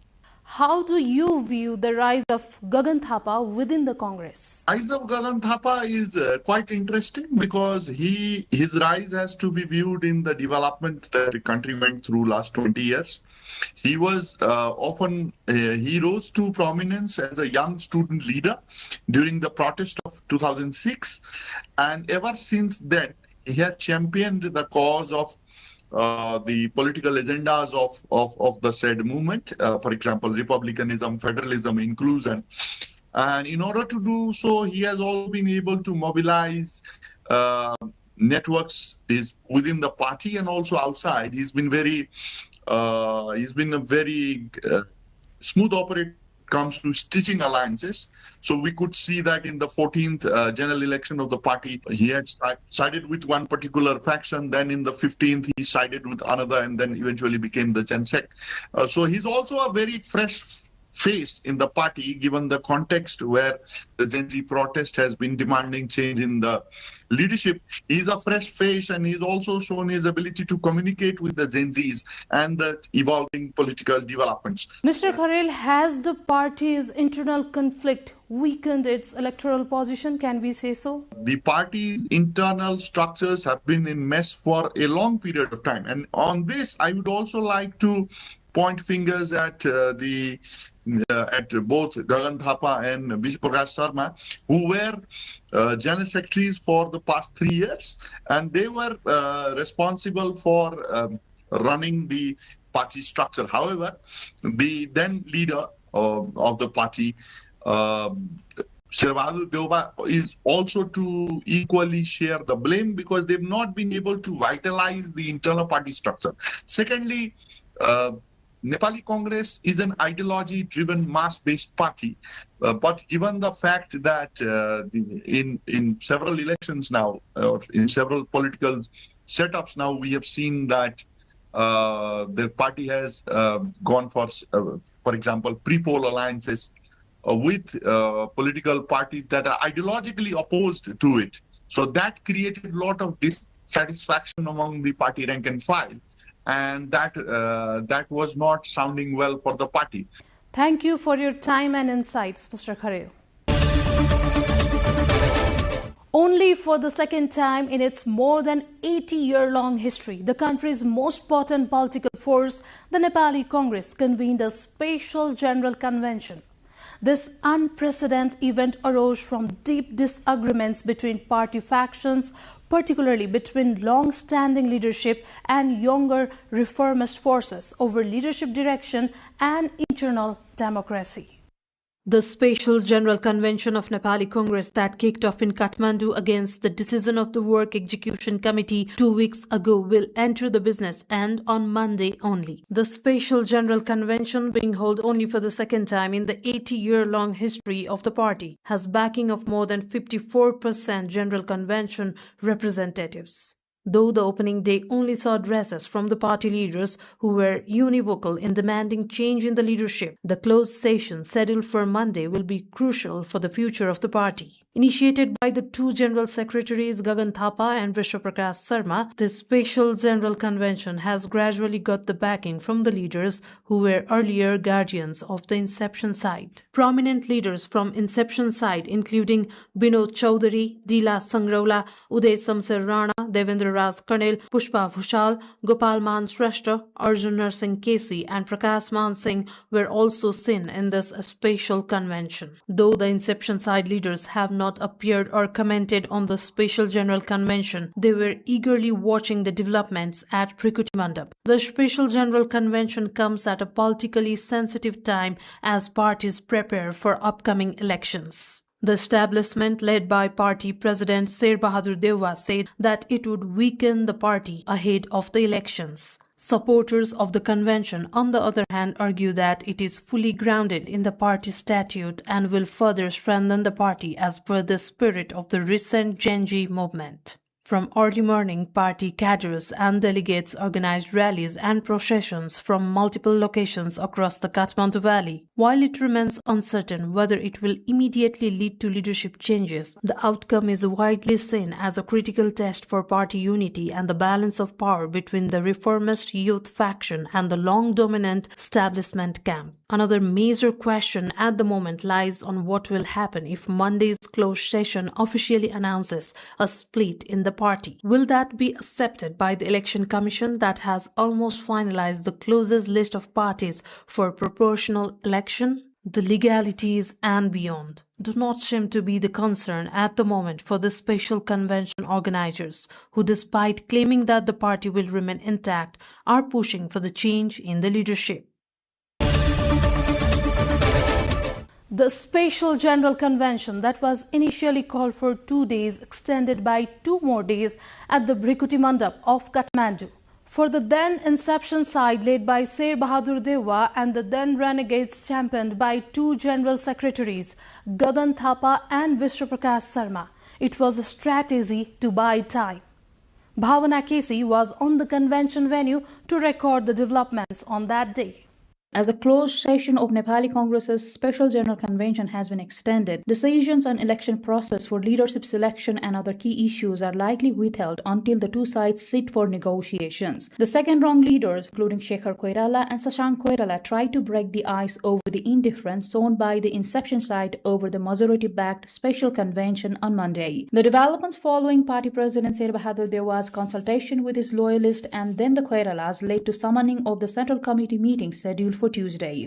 They were earlier adamant to the calls of General Secretaries seem to be exercising some flexibility after seeing the sentiments of the majority of the General Convention members. The closed session, which was supposed to move ahead with the election process on Monday, has been extended to accommodate the inception side, according to the General Secretaries. In the session at Brikudi Mandap, 9 separate groups, including 7 based on the 7 provinces and 2 based on the Valley and the sister organizations, have been formed. Thapa's political proposal on contemporary issues outlined a vision to transform the party into a dynamic and advanced democratic force. तर सिद्धान्तको राजनीति सबभन्दा महत्त्वपूर्ण कुरा हो भन्ने कुरा यो खण्डमा मैले चर्चा गरेको छु। सुशासन र भ्रष्टाचार नियन्त्रणका सन्दर्भमा यसको लामो व्याख्या छ, तपाईले अहिले पछि पढ्नु होला। त्यसपछि चुस्त सार्वजनिक सेवा प्रवाह यसका बारेमा कुराकानी गरेको छु। कार्यमूलक लोकतन्त्र र दलीय सुधार यसका बारेमा कुरा गरेको छु। संविधान संशोधनमा साझा धारणा, श्रद्धेय सुशील कोइरालाको नेतृत्वमा बनेको संविधान, यो संविधानमा हामीलाई गर्व पनि छ र यो संविधानको निरन्तर रूपमा अगाडि बढ्नुपर्छ भन्ने हाम्रो मान्यता पनि छ। अहिले केन्द्रीय कार्य समिति आफैले आयोजना गरेको भए के हुन्थ्यो, हामी यसलाई लेख्थ्यौं, यो लेखेर तयार गरिसकेपछि केन्द्रीय समितिमा लिएर जान्थ्यौं, केन्द्रीय समितिले यसलाई पारित गर्थ्यो, केन्द्रीय समितिले पारित गरिसकेपछि हामी महाधिवेशनमा लिएर आउँथ्यौं, महाधिवेशन फेरि सर्वोच्च निकाय केन्द्रीय समितिले लिएको कुरालाई पुरै खारेज गरेर तपाईहरुले नयाँ गर्न पनि सक्नुहुन्थ्यो। हामी त्यो बाटो यसपालि हिँड्ने मौका पाएनौं, तर कुरा एउटै हो, अहिले यो प्रस्तावित हो। अब छलफल गरेर हलले यसलाई जे पारित गर्छ, यसमा केही कुरा थप्नु छ थप्छौं, हटाउनु छ हटाउँछौं, घटाउनु छ घटाउँछौं र त्यसपछि यो महाधिवेशनले पारित गरिसकेपछि यो पार्टीको दस्तावेज हुन्छ। While Thapa and company insist that the Special General Convention incorporates the Gen Z sentiments, Dewa and his loyalists are still calling the move illegitimate. All eyes will be set for Tuesday's Central Committee meeting, where the General Secretaries will have the upper hand, while the inception side will have to listen and propose a win-win situation. Otherwise, as claimed by the Special Convention supporters, the constitutional gathering will not end until changing even the leadership. Weeks before the upcoming parliamentary elections, Nepali Congress formally split into 2 factions. Following the Special General Convention, the Election Commission officially recognized the Gagan Thapa-led Nepali Congress as the legitimate party ahead of the scheduled polls. This decision followed a contested internal struggle over party statutes and convention. The case is now at the bench of the apex court of the country, and the row is likely to dominate the political discourse for another week. From Gen Z voices to the streets to an open revolt inside the party, Nepali Congress has split once again. Generational frustration, delayed party reforms, and an establishment unwilling to listen have now turned into a full-scale power struggle between senior leaders and a younger generation of stalwarts. The crisis resulted in the most dreaded split of arguably the largest party in Nepali politics for the 3rd time in its 80-year-plus history. Party General Secretary duo Gagan Thapa and Vishwa Prakash Sharma revolted, citing delays in holding the General Convention in time, and organized the Special General Convention, gaining majority with 56.12% attendance of General Convention delegates. For the party establishment, it was indiscipline, which followed suspension of General Secretaries and Deputy Secretary. The result was due to the lack of acceptance of the senior generation in embracing the sentiments of change sweeping through the country after the Gen Z movement. Through the Special General Convention, the younger faction elected Gagan Thapa as party leader, with Pradeep Paudel and Gururaj Ghimire as General Secretaries. Unnoticed, but the most remarkable was the role of Gagan Thapa's colleague Vishwa Prakash, who relinquished all posts but stood by his side for the sake of self-co-champion reform. This marks the 3rd major split in the Nepali Congress in its 80-year-long history, driven once again by internal power struggles. Both factions have now filed separate claims at the Election Commission. The dispute is expected to reach the Supreme Court, raising questions ahead of the March 5 elections. Beyond the legal battle, the split reflects a deeper generational shift within Nepal's oldest democratic party. A generation no longer willing to wait is now challenging how political party is exercised from within. The question now remains, will the party split affect the upcoming elections? Before the Special General Convention, there were talks of the party heading to an imminent split. However, leaders of both the sides said they were effortful to avoid possible split. According to both the sides, even today, the party is one. But the Election Commission's legitimacy to the Special Convention side means the other side is outlawed now. Following Gagan Kumar Thapa's election as the president of the Nepali Congress at a special general convention, uncertainty over the March 5 election has deepened. Despite Thapa's claim of being the inception side now, the first meeting of the special general convention elected executive committee was held at a private banquet hall in Kupandol. The Sher Bahadur Dewal-led side, on the other hand, intensified legal consultations as the claim over the party flag and election symbol has reached the Election Commission. Raghav Gautam of the party's Central Information, Communication and Publicity Department said the conflict has been long-standing. Nepali Congress has this special clause in their constitution, the clause 17.2, which guarantees the right of those delegates to ask for a special convention if they deem it necessary for the change in leadership or maybe the change in policies to basically the ask was to hold a special convention, but the party leadership, the existing party leadership, didn't think that it was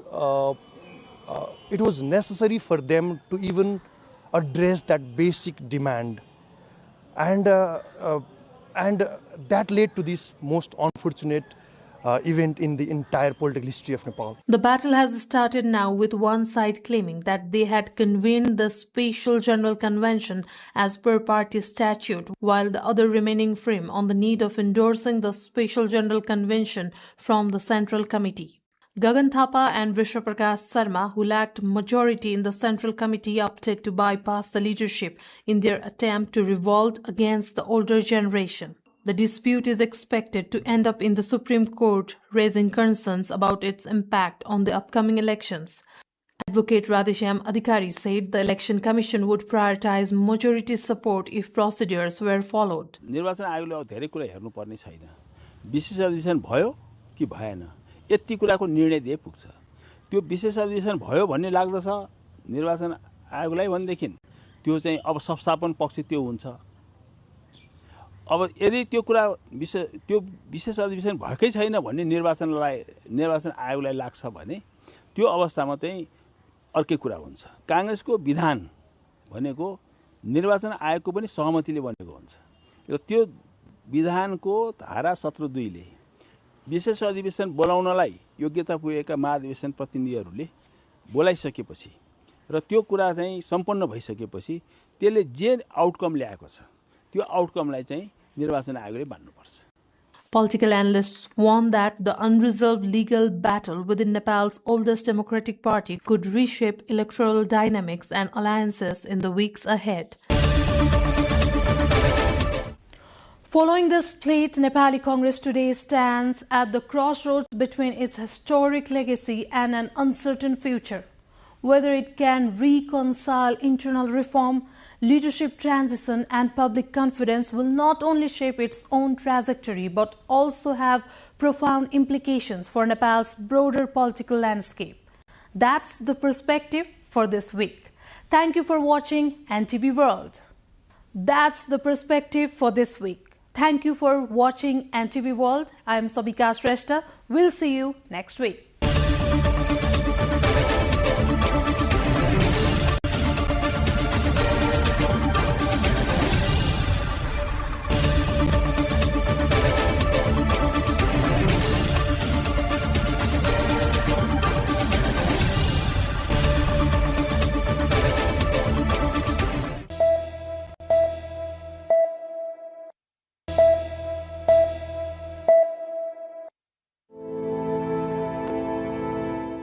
Among Nepal's many glacial lakes, some are at serious risk of bursting.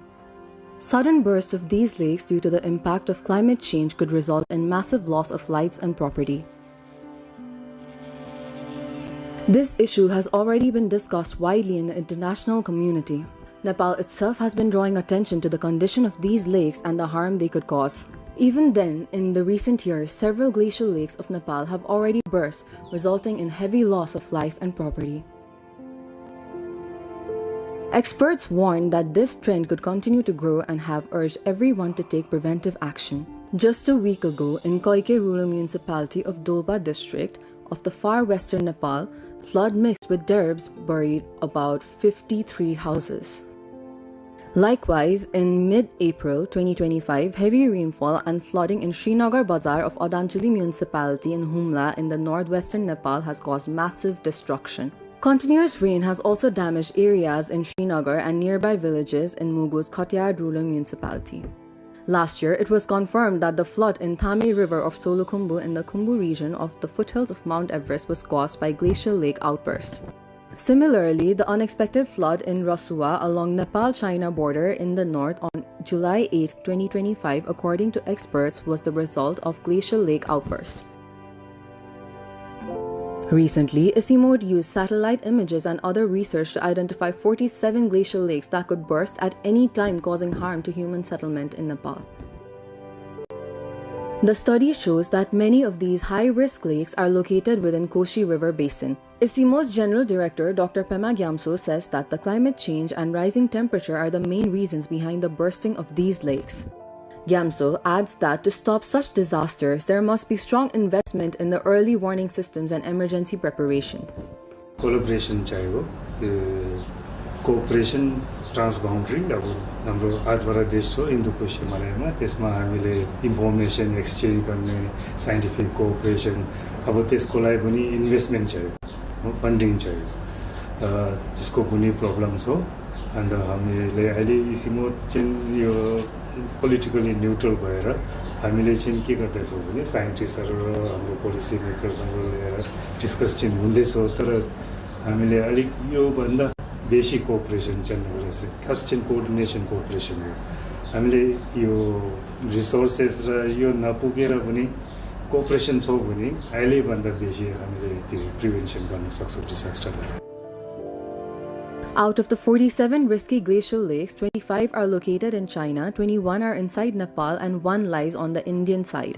Even if the lakes in China and India burst, the damage would still reach Nepal's settlement downstream. Records show that glacial lake outbursts have been causing destruction in Nepal for decades. In the past 24 years alone, 26 glacial lake outbursts have been recorded. Among them, 14 occurred inside Nepal itself. Research shows that Lower Boran Lake is one of the lakes posing highest risk that could affect the nearby settlements. Similarly, Chamlang, Inja, Lumding, and Tulangi glacial lakes are also at high risk. If large amount of stored water releases at once, the resulting flood could be even bigger than the recent ones in Rasua. When heavy snow or ice falls onto the glacial lake, it can displace the water, causing sudden floods downstream. Large blocks of ice or rock sliding onto the lake can push the water out, creating massive flood carrying mud, rocks, and derbs.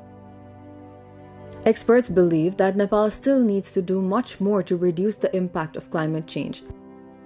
They say cooperation in the international community and greater national investment in prevention and protection are both essential.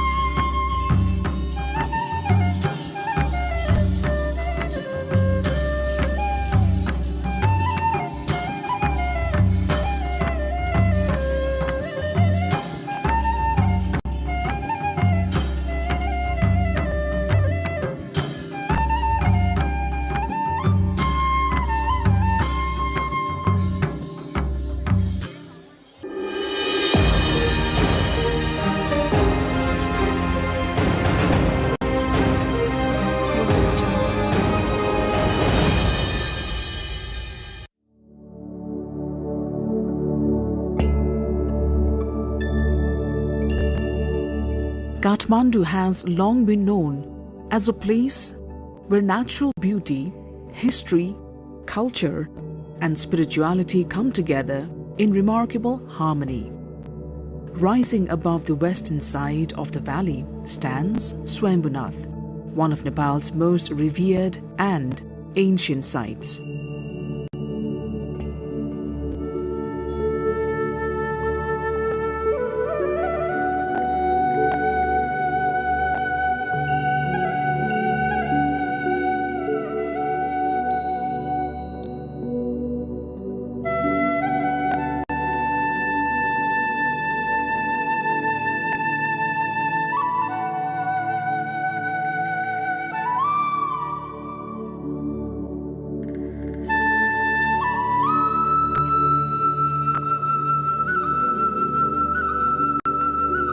Many simply call it Swambhu. For countless generations, it has been a sanctuary of spiritual devotion, a place where the first light of morning touches the prayer flags and where monks and devotees begin their day in meditation and worship.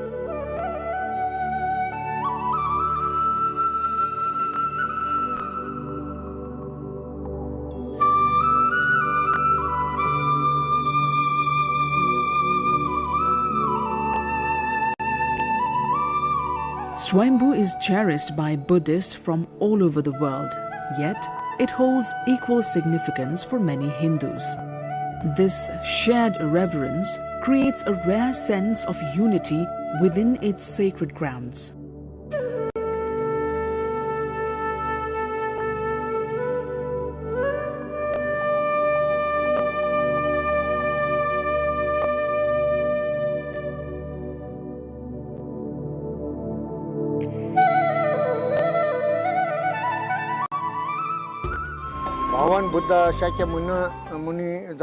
Long before the birth of Lord Buddha, Sakyamuni, Buddhist tradition teaches that countless Buddhas have appeared in the universe and countless more will arise.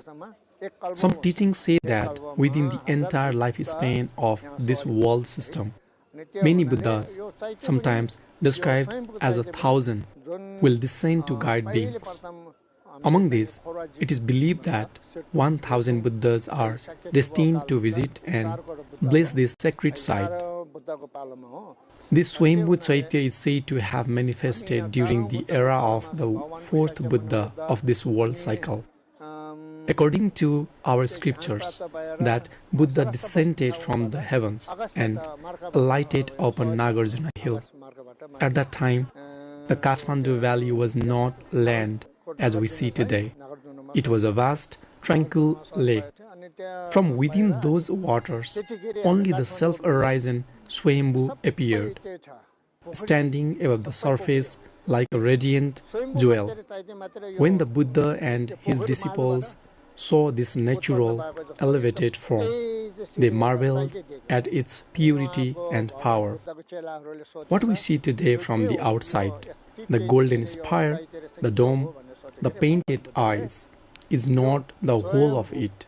Beneath these layers lies a perfectly pure, self-manifested Chaitya, said to be like luminous white metal, untouched by time. It arose spontaneously for the welfare of all beings. Those who come to Swambhu with sincerity, who bow, circumambulate, or simply offer a moment of devotion, are believed to receive blessings that ease suffering, bring good fortune, and ultimately guide them toward liberation. The compassionate eyes of the Buddha, painted on all four sides, are a reminder that the Buddha's loving gaze extends to all living beings, humans, animals, birds, insects, every form of life. The Buddha wishes that all beings be free from suffering, that they find peace, and that no harm comes to anyone. The essence of the Buddha's message is simple: cultivate virtue, avoid causing harm, and keep the mind pure. If one person becomes peaceful, that peace naturally spreads to others. This is the heart of the Buddha's teachings.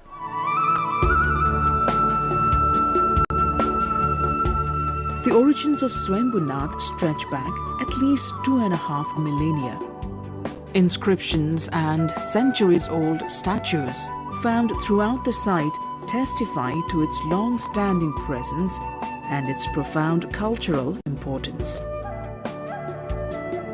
The stupa itself is one of Nepal's traditional religious landmarks, crowned by the serene eyes of the Buddha that gaze out across all four directions.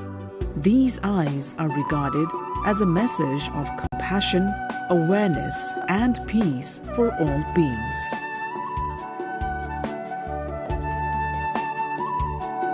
For Buddhists, the stupa and its symbols become a guide toward understanding the teachings of the Buddha.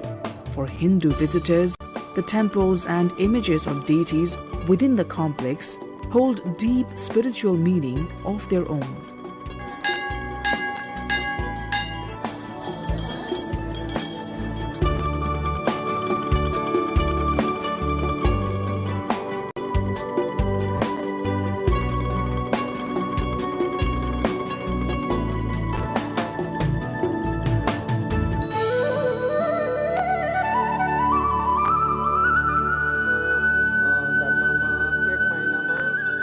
In Buddhism, each month contains 5 significant sacred days. The 8th day, Ashtami, is considered especially important. On this day, we recite the teachings of the medicine Buddha for healing and protection. The 10th day, Dasami, is dedicated to Vajra Guru Padmasambhava. The full moon is honored with equal reverence and associated with the blessings of Vajra Yogini. The new moon is dedicated to Mahakala, the great protector. It is believed that worship performed on these days yields vast merit and profound results. The Buddha's teachings remind us that beings have existed since beginningless time, and the cycle of life has no absolute start or end. What truly matters is learning how to live with compassion, harmony, and happiness here and now. In 1989, Swayambhunath was formally recognized by UNESCO as a World Heritage Site, an honor that elevated Nepal's cultural identity on the global stage and helped protect this extraordinary place for future generations.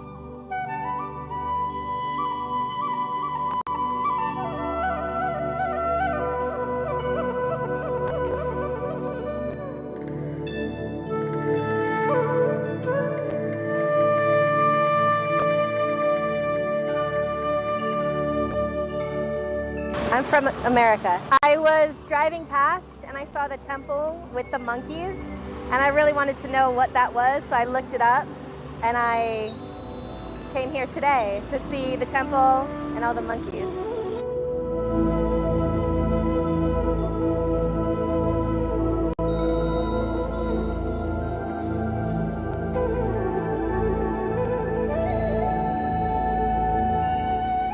First of all, we went to Nepal because we love this country and we wanted to see the environment. As Swayambhunath, we heard it's very important for the Nepali people, so we want to see how it is and how people,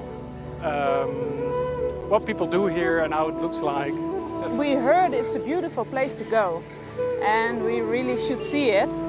And so I think we just walk up and see all the beauty of this place. The surroundings of Swayambhu offer many places of interest.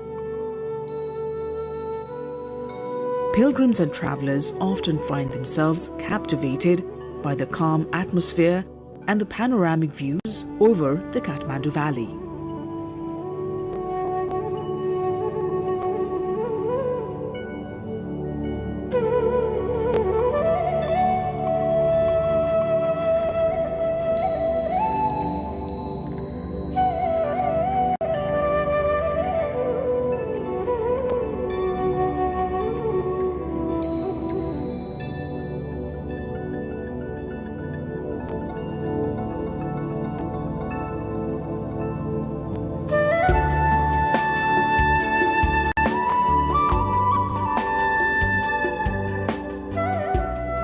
The architecture of the complex reflects a graceful blend of Nepali and Tibetan influences.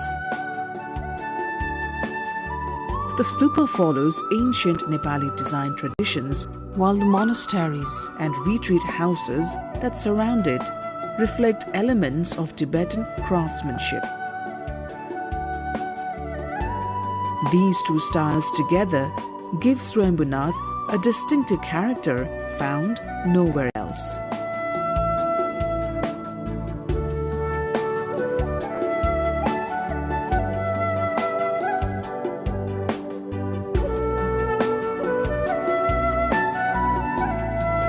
Preserving Swayambhu is not only a religious responsibility, it is an effort guided equally by historical and cultural commitment.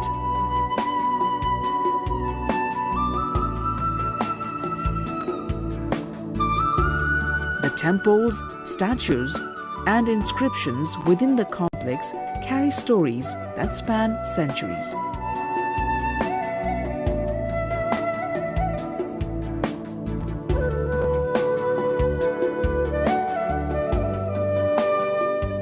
The main stupa, crowned by the four compassionate eyes, remains the heart of the site.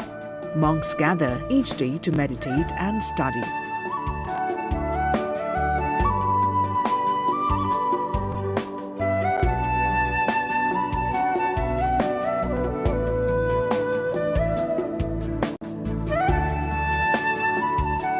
Within these halls, elaborate paintings and sacred sculptures portray episodes from the life of the Buddha and remind visitors of the spiritual traditions that continue to flourish here.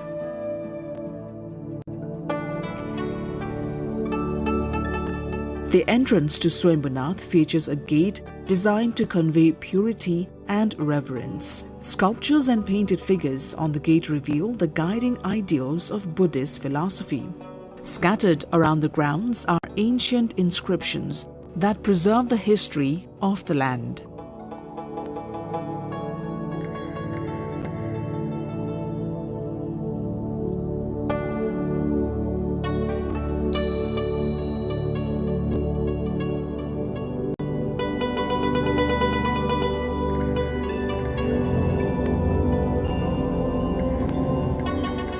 Statues of various Buddhas stand alongside images of Parvati and Shiva, creating a space where cultural diversity and shared devotion coexist with harmony. Swayambhunath is one of Nepal's most visited destinations. Its landscapes, spiritual gravity, and cultural richness draw people from around the world. Each year, millions of visitors, both local and international, climb the steps leading toward the stupa. Their presence contributes greatly to Nepal's tourism economy and to the livelihoods of those who live and work nearby. Swayambhunath परिसरमा रहेका स्मृति सामग्रीहरू जस्तै बुद्धका मूर्ति, थाङ्का, मालाहरू, गहना, धार्मिक सामग्रीहरूले व्यवसाय गर्ने व्यवसायीहरूको जीविकोपार्जन भइरहेको छ।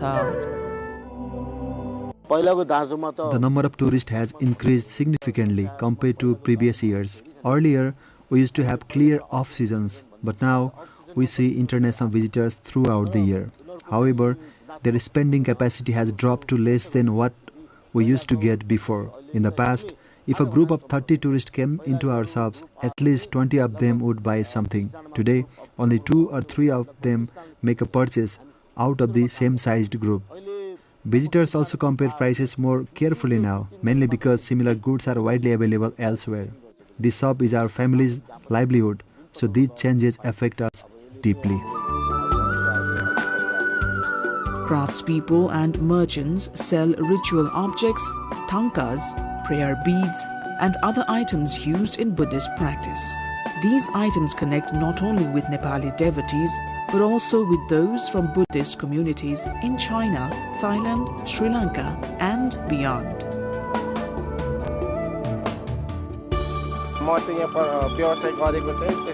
It has been about 7 years since I started my business along the circumambulation route of Swayambhu. Visitors are drawn here mainly because of the deep religious significance of this place. There are many gumbas and temples in the area, and Swambhunath itself is recognized as a UNESCO World Heritage Site. These species are revered by both Buddhists and Hindus, and it is this shared devotion that keeps the entire area vibrant and full of life. The earthquake of 2015 brought significant destruction to Swambhunath. Several structures collapsed and many priceless sculptures were damaged.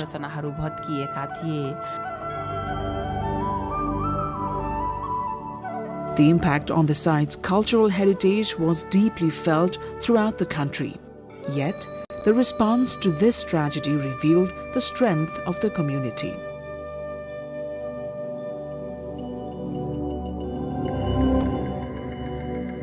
Local residents, government agencies, cultural experts, monks, and international organizations came together to restore the complex.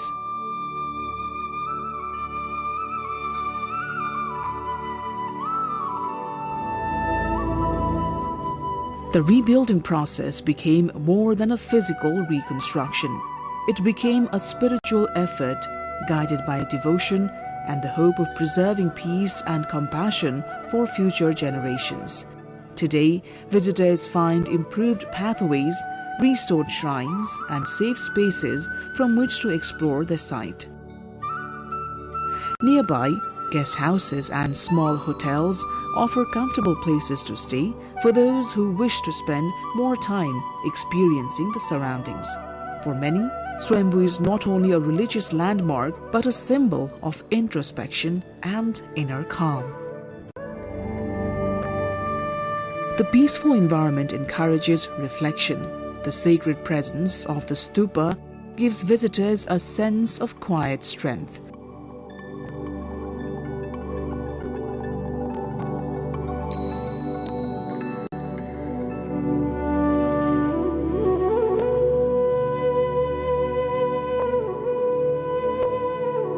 The eyes of the Buddha seem to guide those who come seeking balance, clarity, or a moment of stillness.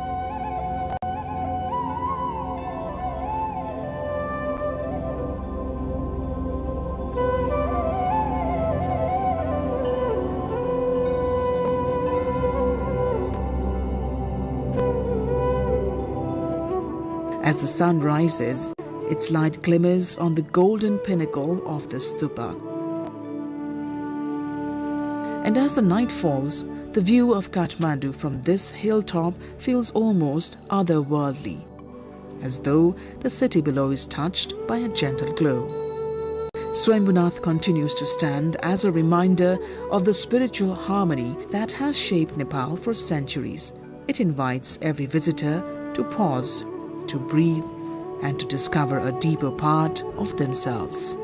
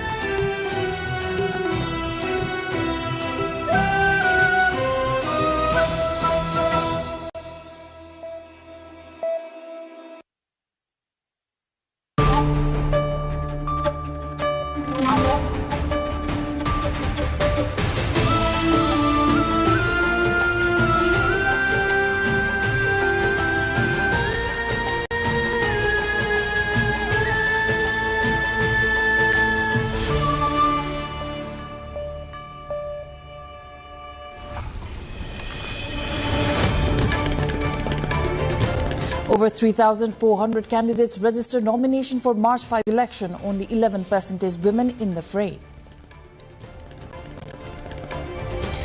Supreme Court orders dispute over the official legitimacy of Nepali Congress be given priority and resolved through a final hearing within 15 days. Nepal launches Living Sagarmatha strategy to boost mountain resilience and livelihoods, targets climate action, biodiversity and conservation. Trump slams UK plan to hand Chagos Islands to Mauritius. UK defends Chagos deal amid Trump criticism, citing court rulings and security concerns. Protests erupt as Japan moves to restart Kashiwazaki Kariwa nuclear plant. Local opposition grows despite safety approval. And ANFA election postponed amid court orders. High Court schedules hearing on leadership dispute.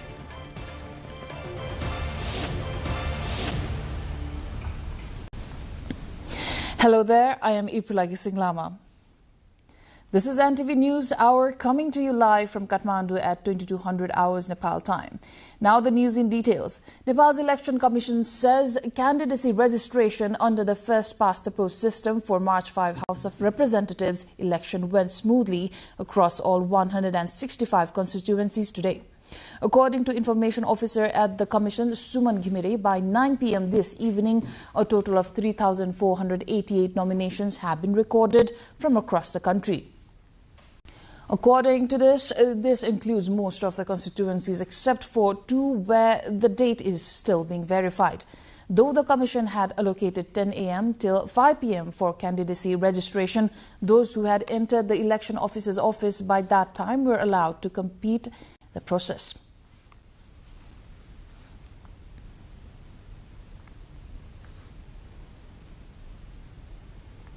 Now, despite slogans and speeches, political parties have heavily ignored women in the first past the post electoral system in the March 5 House of Representatives election.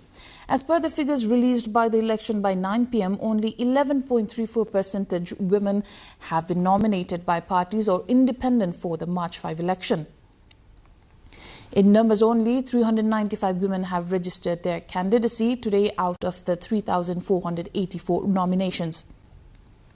According to the data, 3,088, which is 88.63%, are male candidates, while 1/3 gender has also filed candidacy for the election. The numbers tell a grim story for the women who make more than 52% of the demographic presence in the country.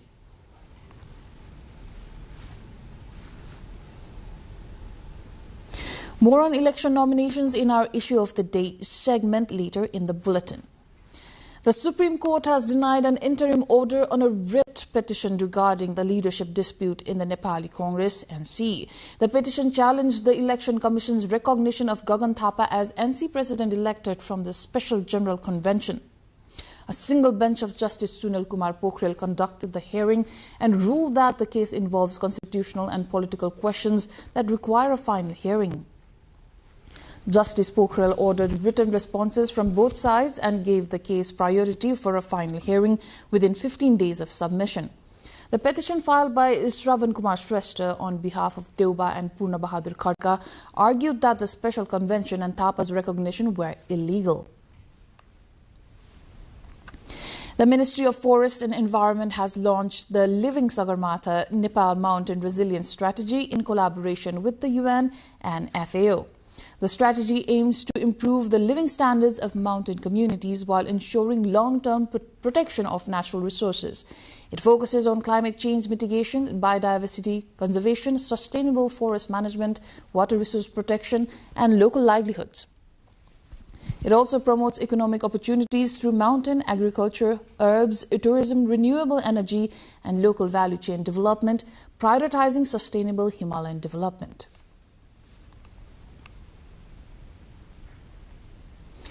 More on this on our cover story of the day later in the bulletin.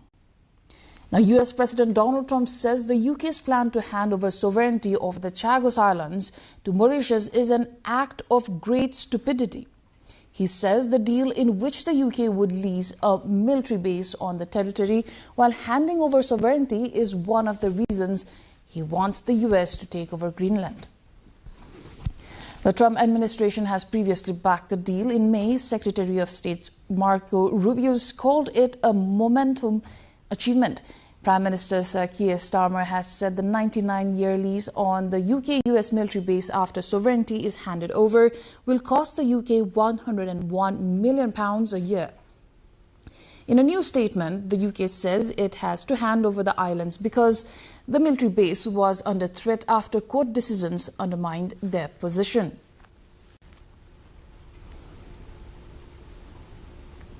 Locals protested near Japan's Kashiwazaki Kariwa nuclear power plant ahead of its planned restart nearly 14 years after it was shut down following the Fukushima disaster. Operated by TEPCO, it is the world's largest nuclear facility by capacity. The restart aims to strengthen Japan's energy security amid rising fuel costs and geopolitical uncertainty as the country imports about 90% of its primary energy. Despite regulatory approval of safety upgrades, local opposition remains strong due to lingering safety concerns and distrust of operators. The government maintains that nuclear power is vital for meeting energy needs and emissions targets, though public resistance complicates restart plans nationwide. Now, the upcoming All Nepal Football Association ANFA election has been postponed. According to the decision of the ANFA Election Committee, the election has been temporarily suspended. On December 30, 2025, the ANFA Executive Committee had held a meeting and by majority vote approved holding the General Assembly and advance election on February 11, 2026. However, the High Court Patan issued a short-term interim order on January 12, directing that the election process should not proceed immediately and scheduled a hearing for January 20 to discuss whether an interim order should be issued. The court has now called both parties for a further discussion on January 25. Meanwhile, the election schedule has been officially postponed. Nepal is gearing up for March 5 elections with high-stakes contests and surprising political showdowns. We'll see which heavyweights are in and who's sitting out in our issue of the day after this break.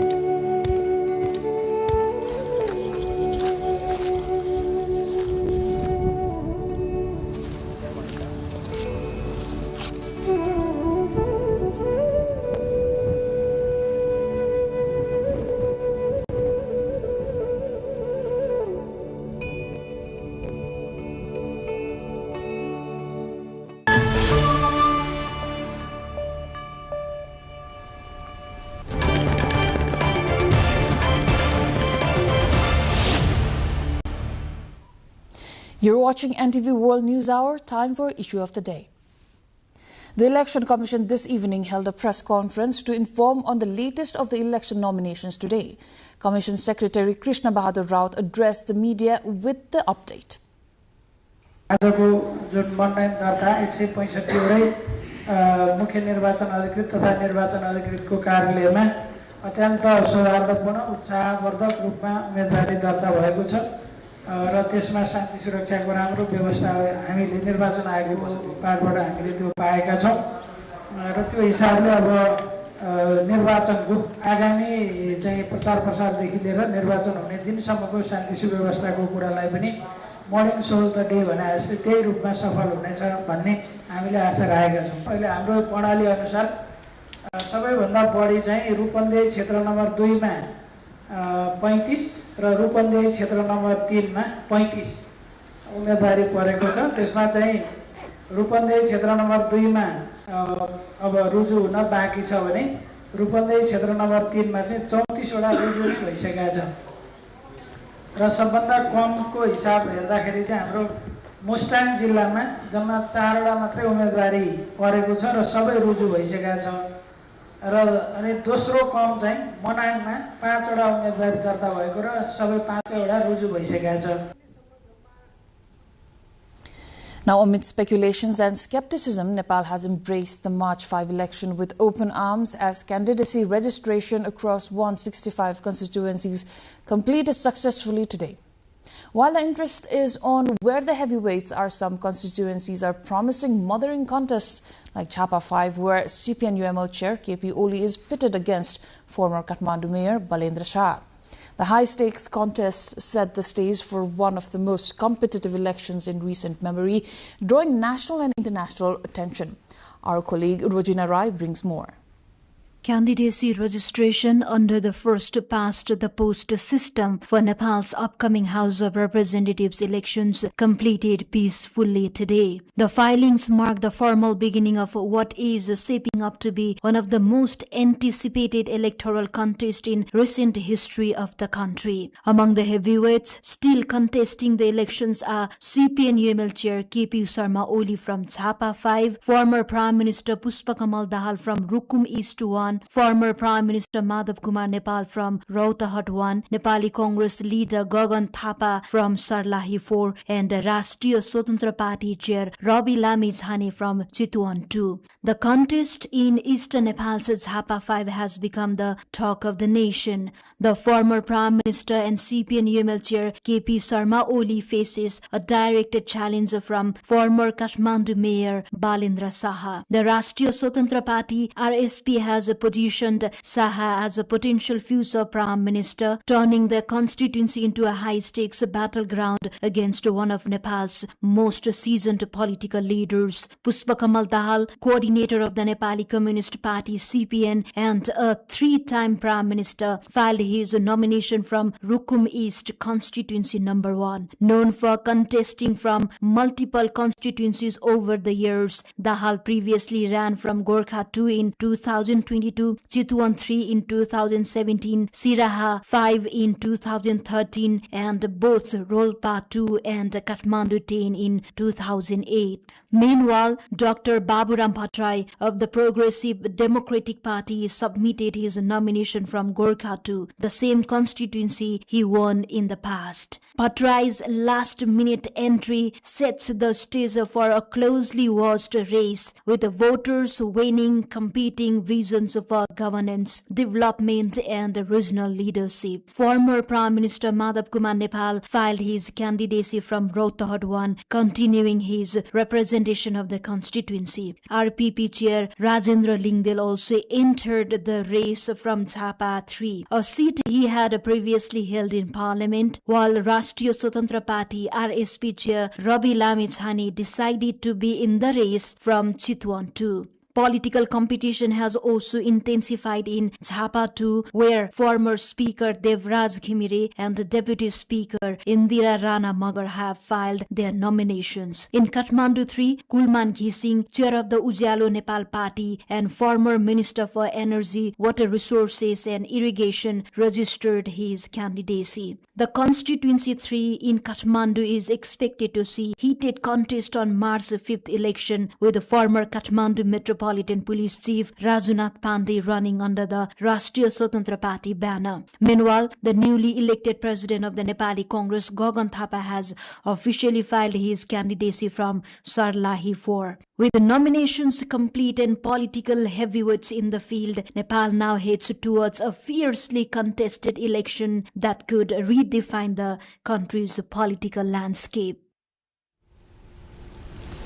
Nepal's March 5 House of Representatives election is shaping up to be a contest of contrasts, with several heavyweight political figures opting out of the race, even as 4 former prime ministers and sitting ministers step into the electoral fray. Our colleague Bijita Bhandari reports.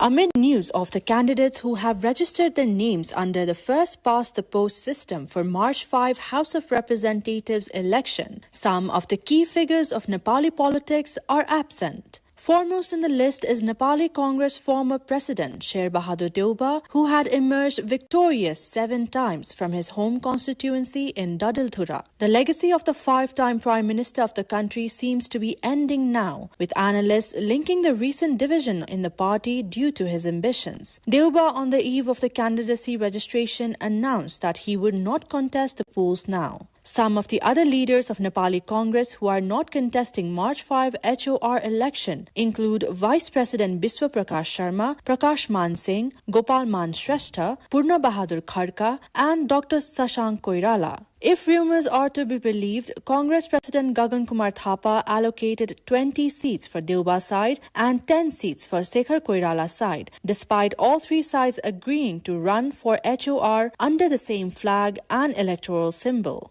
Only time will tell whether their absence was voluntary or enforced, but for the time being, they would not be seen in the legislature for another 5 years. Another large party, CPN-UML, also has some notable figures absent in the election fray. Surendra Pandey, Yogesh Bhattrai, Gokul Baskota are among the top names who are missing in the list of UML candidates. Nepali Communist Party, the alliance of CPN Maoist Centre, CPN Unified Socialist and others will miss the legacy of former Prime Minister Jhalnath Khanal, who had already announced not to contest. Also missing from the party is Bamdev Gautam, who, despite resigning as National Assembly member to contest the election, is said to have withdrawn his name at the last minute.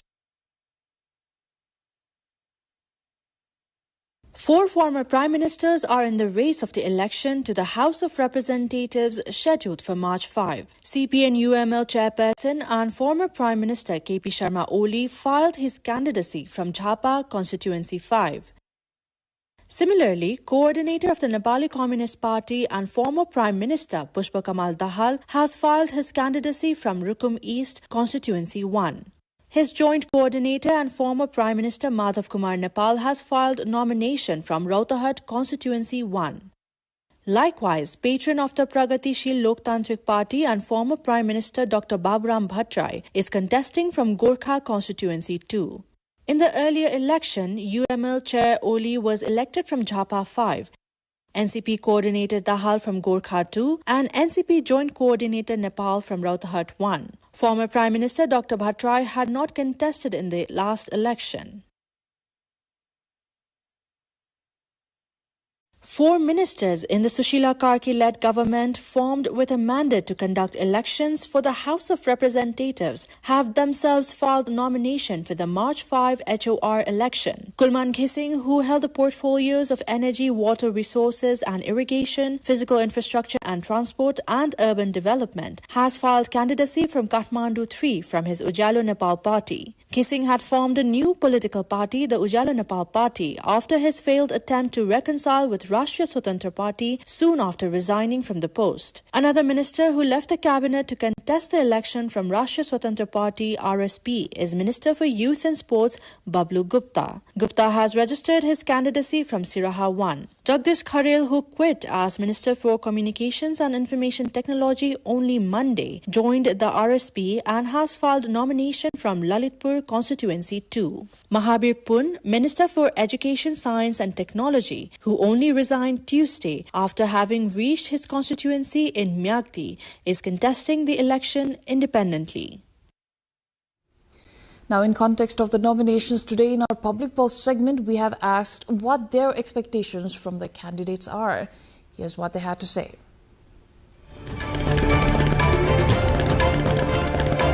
Nepali जनताले ठूलो अपेक्षा केही पनि राखेको छैन, मात्रै भ्रष्टाचार हटाइदेऊ, सुशासन गरिदेऊ। आजसम्म 35-40 वर्षसम्म कानुन बनाएर भ्रष्टाचार गर्ने भ्रष्टाचारीहरूलाई हटाइदिनुहोस्। बिन्ती छ, नमस्कार छ। मैले मेरो लागि भने हैन, यो सारा नेपाल 3 करोड नेपालीको लागि भनेको। भ्रष्टाचार गरेर कुन राष्ट्र छ संसारमा जो अलिकति उन्नति गरेछ र? अनि अबको निर्वाचन आउँदै गरेको फागुन 21 को निर्वाचनमा अब हाम्रो होइन र हाम्रो मान्छे ल्याउनु पर्छ, जो देश जनता र बेरोजगारी युवा, विद्यार्थी, किसान, मजदुरको निम्ति सोच्ने खालको जो छ नि, युवा जोश जागर भएको, जनताको निम्ति काम गर्न खोज्ने एउटा बलियो खालको व्यक्तिलाई चुन्नुपर्छ, पार्टी प्यानल कुनै पनि नठानेर जनताको कामको निम्ति गर्न चाहने, सीमित राजनीतिको लागि मात्र होइन, जनताको विकासको निम्ति, गरिबीको निम्ति, अशिक्षितको निम्ति काम गर्न चाहने व्यक्ति ल्याउनुपर्छ भन्ने विचार छ। हामीले गरेको अपेक्षा त कुनै पनि हाम्रो देशको युवाहरूले विदेश जान नपरोस्, देशमै केही नभए केही गर्न पाओस्, अनि डकुमेन्ट भएको मान्छेले पनि बेरोजगारी भएर बाहिर देश जाने, डकुमेन्ट नभएको मान्छेले त्यो पछिमा काम गर्न पाउने, अनि त्यसपछि नेताले पनि हाम्रो होइन राम्रो मान्छे हेर्न पर्यो, अनि नेताले घर बनाउने होइन देश बनाउन पर्यो। मेरो सोच त्यस्तै छ। सम्पूर्ण पार्टीबाट हामीले हेर्नु पर्दाखेरि सबै आफ्नै फेभरको मान्छेहरू मात्र राख्नु भएको छ। अहिले त धेरै पत्रकारी पेसाबाट पनि आउनु भएको छ, धेरै कोही क्रिकेटरहरू पनि उम्मेदवारी देखिरहेको छु, कोही मनोरञ्जनकर्ताहरू पनि देखिरहेको छु। त्योभन्दा पनि हामीले अपेक्षा गरेको चाहिँ देश विकास हुनु पर्यो। देश विकास पनि कस्तो भन्दाखेरि एकदम लिमिटेड टाइममा विकास नभएको होइन, भइराखेको छ एकदम, तर कछुवाको गतिमा। हामीलाई त्योभन्दा द्रुत गतिमा विकास गर्ने नेता चाहिएको हो, र हामीलाई भाषण भन्दा पनि हामीलाई काम गरेर देखाउनु पर्यो। मेरो सोचाइमा त जुन पुराना हामी पहिलेका हौँ, पुराना हौँ, धेरै सङ्घर्ष गरेर आएका हौँ भनेर जुन भनेका थिए नेताहरूले, तिनीहरूकै आसेपासे भएका अथवा तिनीहरूसँगै लागेकाले त गर्लान् जस्तो मलाई लाग्दैन। र नयाँ पुस्ताले तिनीहरूको शोषण विरुद्धको आवाज लिएर यदि जाने हो भने यिनीहरू नयाँ पुस्ताले गर्छन् होला भन्ने मलाई लागेको छ। एक नम्बरमा राष्ट्र र राष्ट्रियताप्रति वफादार भएर अनि यहाँ भ्रष्टाचारको निर्मूल गर्न सक्ने हो भने बल्ल देश बन्छ। तिनीहरूलाई अनि सलाम दिनुपर्ने तब हुन्छ।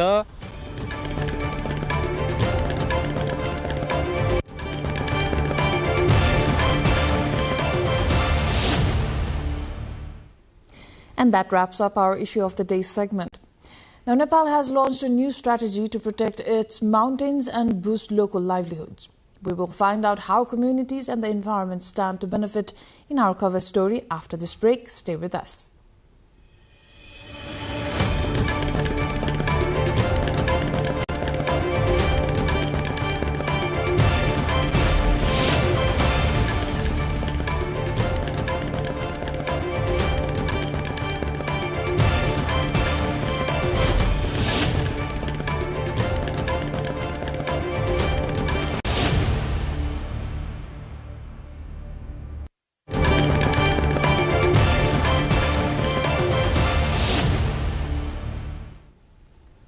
You're watching NTV World News Hour. Welcome back. The Ministry of Forest and Environment has released the Living Sagarmatha Nepal Mountain Resilience Strategy today. The ministry had prepared the strategy in collaboration with the United Nations Food and Agriculture Organization. Ministry Secretary Govinda Prasad Sharma said it has been expected that this strategy would help uplift the living standard of communities living in mountainous regions and ensure long-term protection of natural resources. Mitigating the climate change impact, conservation of mountainous biodiversity, sustainable forest management, protection of water resources and livelihood of local communities have been incorporated as the main basis. Similarly, the strategy has given special importance to the issue of creating economic opportunities through mountain agriculture, herbs production, tourism promotion, renewable energy and value chain development of local products. The strategy has a goal of enhancing economic productivity along with environment conservation by prioritizing the sustainable development of Himalayan and mountainous regions. Now, joining us now live to help us understand better about Living Sagarmatha Nepal Mountain Resilience Strategy is Dr. Sindhu Dhungana, former Joint Secretary at Ministry of Forest and Environment, who was involved in the formation of the strategy since its inception. Welcome to NTV World, Mr. Dhungana. Thank you very much. Now, could you explain the key vision behind this strategy and what makes it particularly important for communities living in the Himalayan region? Thank you very much. Actually, Nepal is home to the highest and the youngest mountains on earth. So, the whole country is a mountainous country, including the highest peak on earth and to the lowland. And because of this mountain feature, the country is rich in biodiversity, because every change in 1 meter means the different microclimates, and that supports biodiversity, and that biodiversity supports agroecology, and the agroecology supports cultural diversity, and together all these elements support the mountain economy, including hydropower and tourism. At the same time, so the strategy emphasizes mitigating climate change impacts and conserving mountain biodiversity. Could you share some concrete ways this strategy will help protect the fragile ecosystems of the Sagarmatha region? Actually, it's not about the Sagarmatha region. It's a country strategy. It's a national strategy. The living Sagarmatha is just a symbolic name for the whole strategy. So it does not mean only the Sagarmatha region. It's a country strategy. However, because the Sagarmatha itself is a symbol of humanity, it's a symbol of nature, and it's a symbol of climate vulnerability at the same time. So that's why we are taking this, living Sagarmatha as a symbolic nickname for the strategy, but actually it's a country strategy. Right. So the goal is to improve livelihoods through sustainable agriculture, tourism, and renewable energy, right? So how do you envision these economic opportunities transforming the lives of mountain communities in the future? Actually, the mountains are the blessings to Nepalese people because we have rich biodiversity, we have glacial systems, and that replenish the perennial rivers throughout the year. And then that sustains our economy, and there is a huge potential of hydropower and tourism sectors.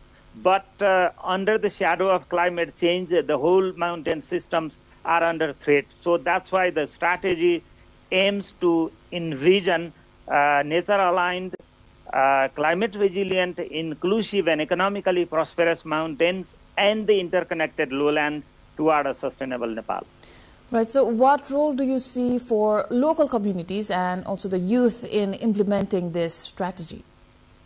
The strategy has proposed 35 major mountain actions that relies on the efforts of local communities to local government and including the provincial government, national government, as well as the global communities, because the mountains are global properties. And the effect of climate change on mountains cannot be mitigated without the global effect. So that's why it's a strategy that seeks support from local to global communities altogether. All right. Thank you so much, Dr. Dhungana, for your time. Thank you very much, and it's my pleasure to be here. Thanks a lot. That was Dr. Sindhu Dhungana, former Joint Secretary at Ministry of Forest and Environment, talking to us about the Living Sagarmatha Nepal Mountain Resilience Strategy that the Nepal government released just today. And that wraps up our cover story of the day.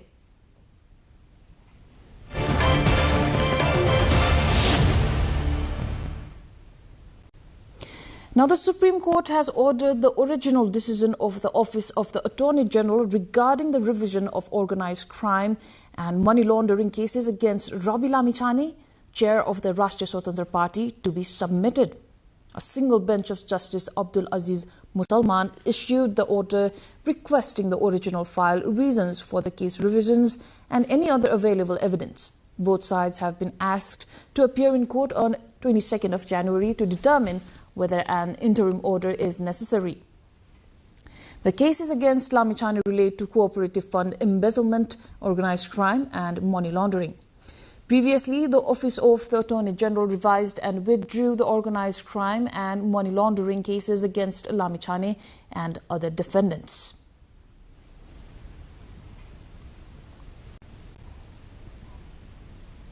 Moving on, global tourism hit a new record level in 2025 with 1.52 billion international tourist arrivals recorded worldwide, driven by strong increases in Asia and Africa.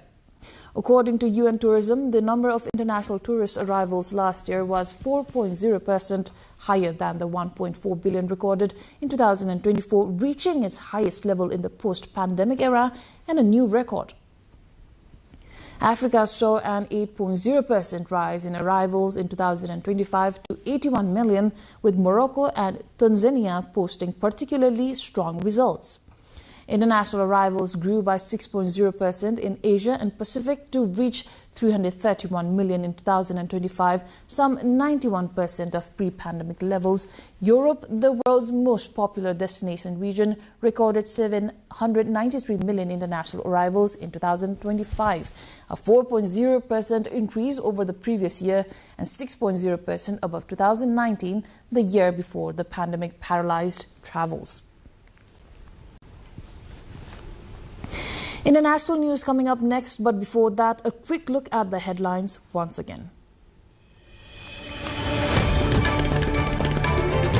Over 3,400 candidates registered nomination for March 5 election. Only 11% is women in the fray. Supreme Court orders dispute over the official legitimacy of Nepali Congress be given priority and resolved through a final hearing within 15 days. Nepal launches Living Sagarmatha strategy to boost mountain resilience and livelihoods, targets climate action, biodiversity and conservation. Trump slams UK plan to hand Chagos Islands to Mauritius. UK defends Chagos deal amid Trump criticism, citing court rulings and security. Protests erupt as Japan moves to restart Kashiwazaki Kariwa nuclear plant. Local opposition grows despite safety approval. An ANFA election postponed amid court orders. High Court schedules a hearing on leadership dispute.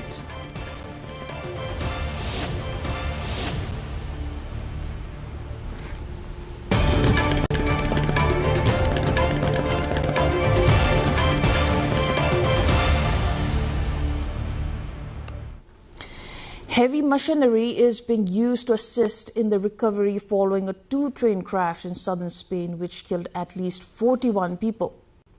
Rescuers worked through a second night as more bodies are feared to be trapped in the wreckage. More than 120 people were injured when carriages on a Madrid-bound train derailed and crossed over to the opposite tracks, hitting an oncoming train in Adamas on Sunday evening. A faulty or damaged weld on a rail is being investigated as a factor in the crash.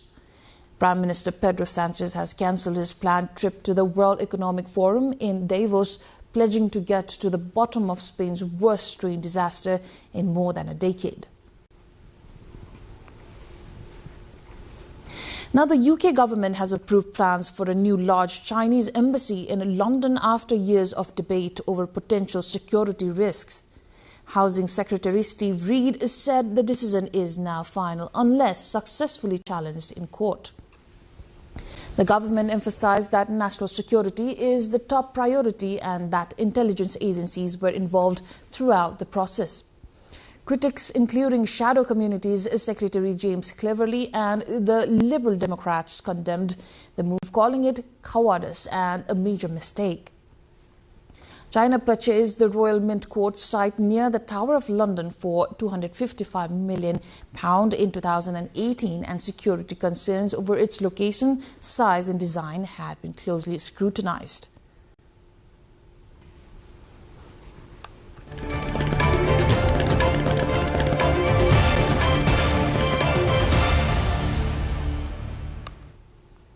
We're going for a short break. Business news coming up next.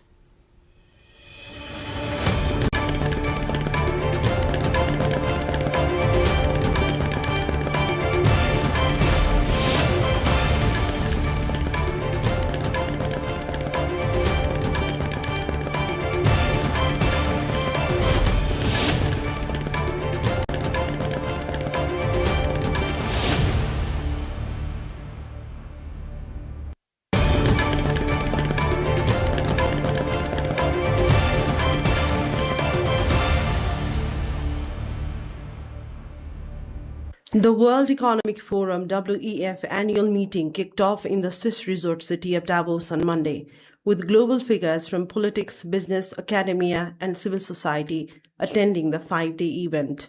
The annual forum that attempts to shape global agendas comes at a time of massive global upheaval. Meanwhile, European Commission President Ursula von der Leyen told the Davos gathering in Switzerland that extra US tariffs on European countries would be a mistake, warning Washington against imposing punitive trade measures on allied nations over Greenland. And this is why the proposed additional tariffs are a mistake, especially between long-standing allies. The European Union and the United States have agreed to a trade deal last July.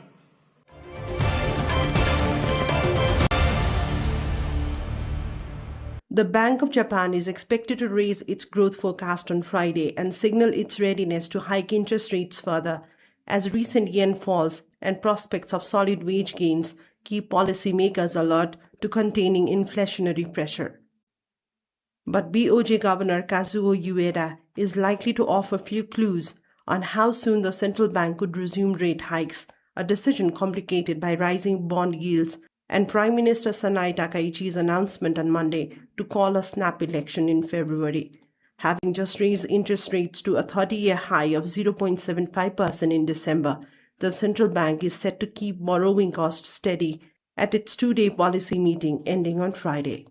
Markets will be looking to Ueda's post-meeting press conference for policy signals, particularly focusing on how the BOJ chief reconciles the need to keep unwelcome yen falls at bay while seeking to avoid further rises in bond yields.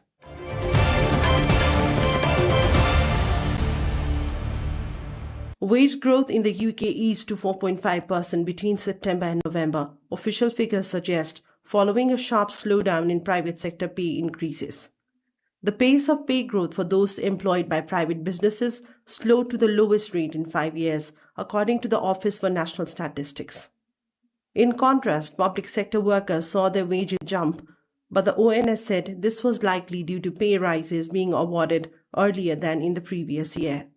Meanwhile, the number of people on company payrolls continued to fall, down 135,000 in 3 months to November, with a particular decline in shops and hospitality. This was despite the economy heading for the key Christmas season, when companies traditionally hire more pub and shop workers. Average wages, excluding bonuses, slowed from a 4.6% rise recorded between August and October.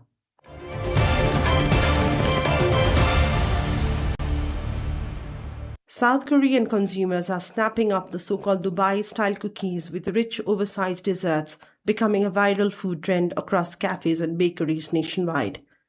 The cookies, inspired by Middle Eastern dessert aesthetics and popularized on social media, are typically thick, indulgent, and filled with chocolate, nuts, or cream.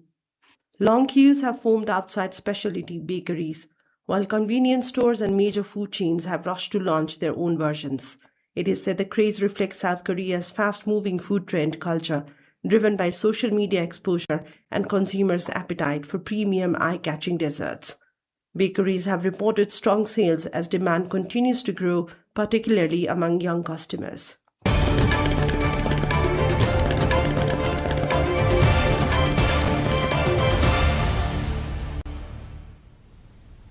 Time now for Sports Update.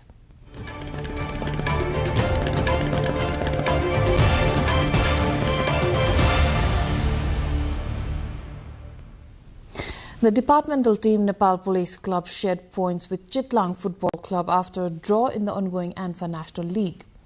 In the match held today at the ANFA headquarters ground in Saddobato, Police and Chitlang played out a 1-1 draw. Chitlang took the lead in the 40th minute with a goal by Matthew Babatunde Olandrewaju, but Police equalized in the 86th minute with the help of an own goal by Chitlang. With this draw, Chitlang now has 4 points from 2 matches, while Police has 1 point from 2 games. In another match, the departmental team Tribhuvan Army Club and Planning Boys United Club played to a goalless draw. With this result, both teams have now 4 points from 2 matches.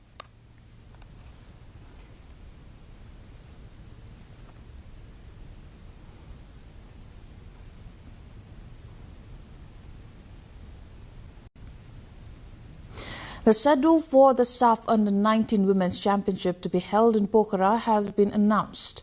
Organized by the South Asian Football Federation SAF, the tournament will feature Nepal, India, Bangladesh and Bhutan. The competition will take place at the Pokhara Stadium from February 1 to 8 based on a single round robin format. The top 2 teams in the standings will compete for the championship title.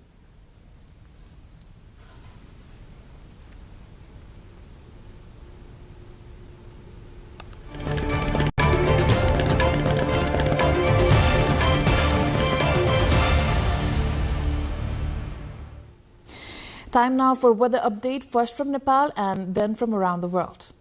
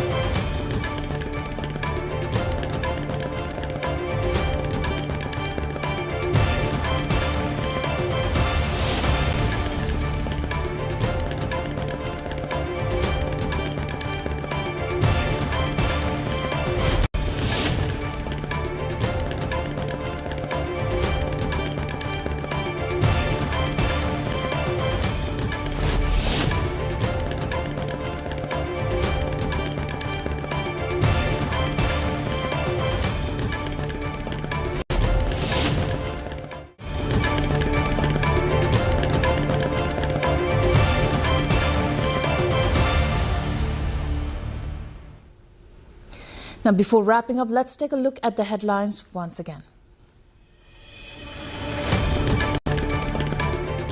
Over 3,400 candidates registered nomination for March 5 election, only 11% women in the fray.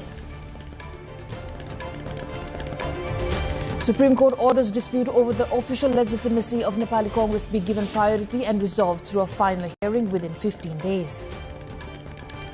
Nepal launches Living Sagarmatha strategy to boost mountain resilience and livelihoods, targets climate action, biodiversity and conservation. Trump slams UK plan to hand Chagos Islands to Mauritius. UK defense Chagos deal amid Trump criticism, citing court rulings and security concerns. Protests erupt as Japan moves to restart Kashiwazaki Kariwa nuclear plant. Local opposition grows despite safety approval. And NFA election postponed amid court orders. High Court schedules hearing on leadership dispute.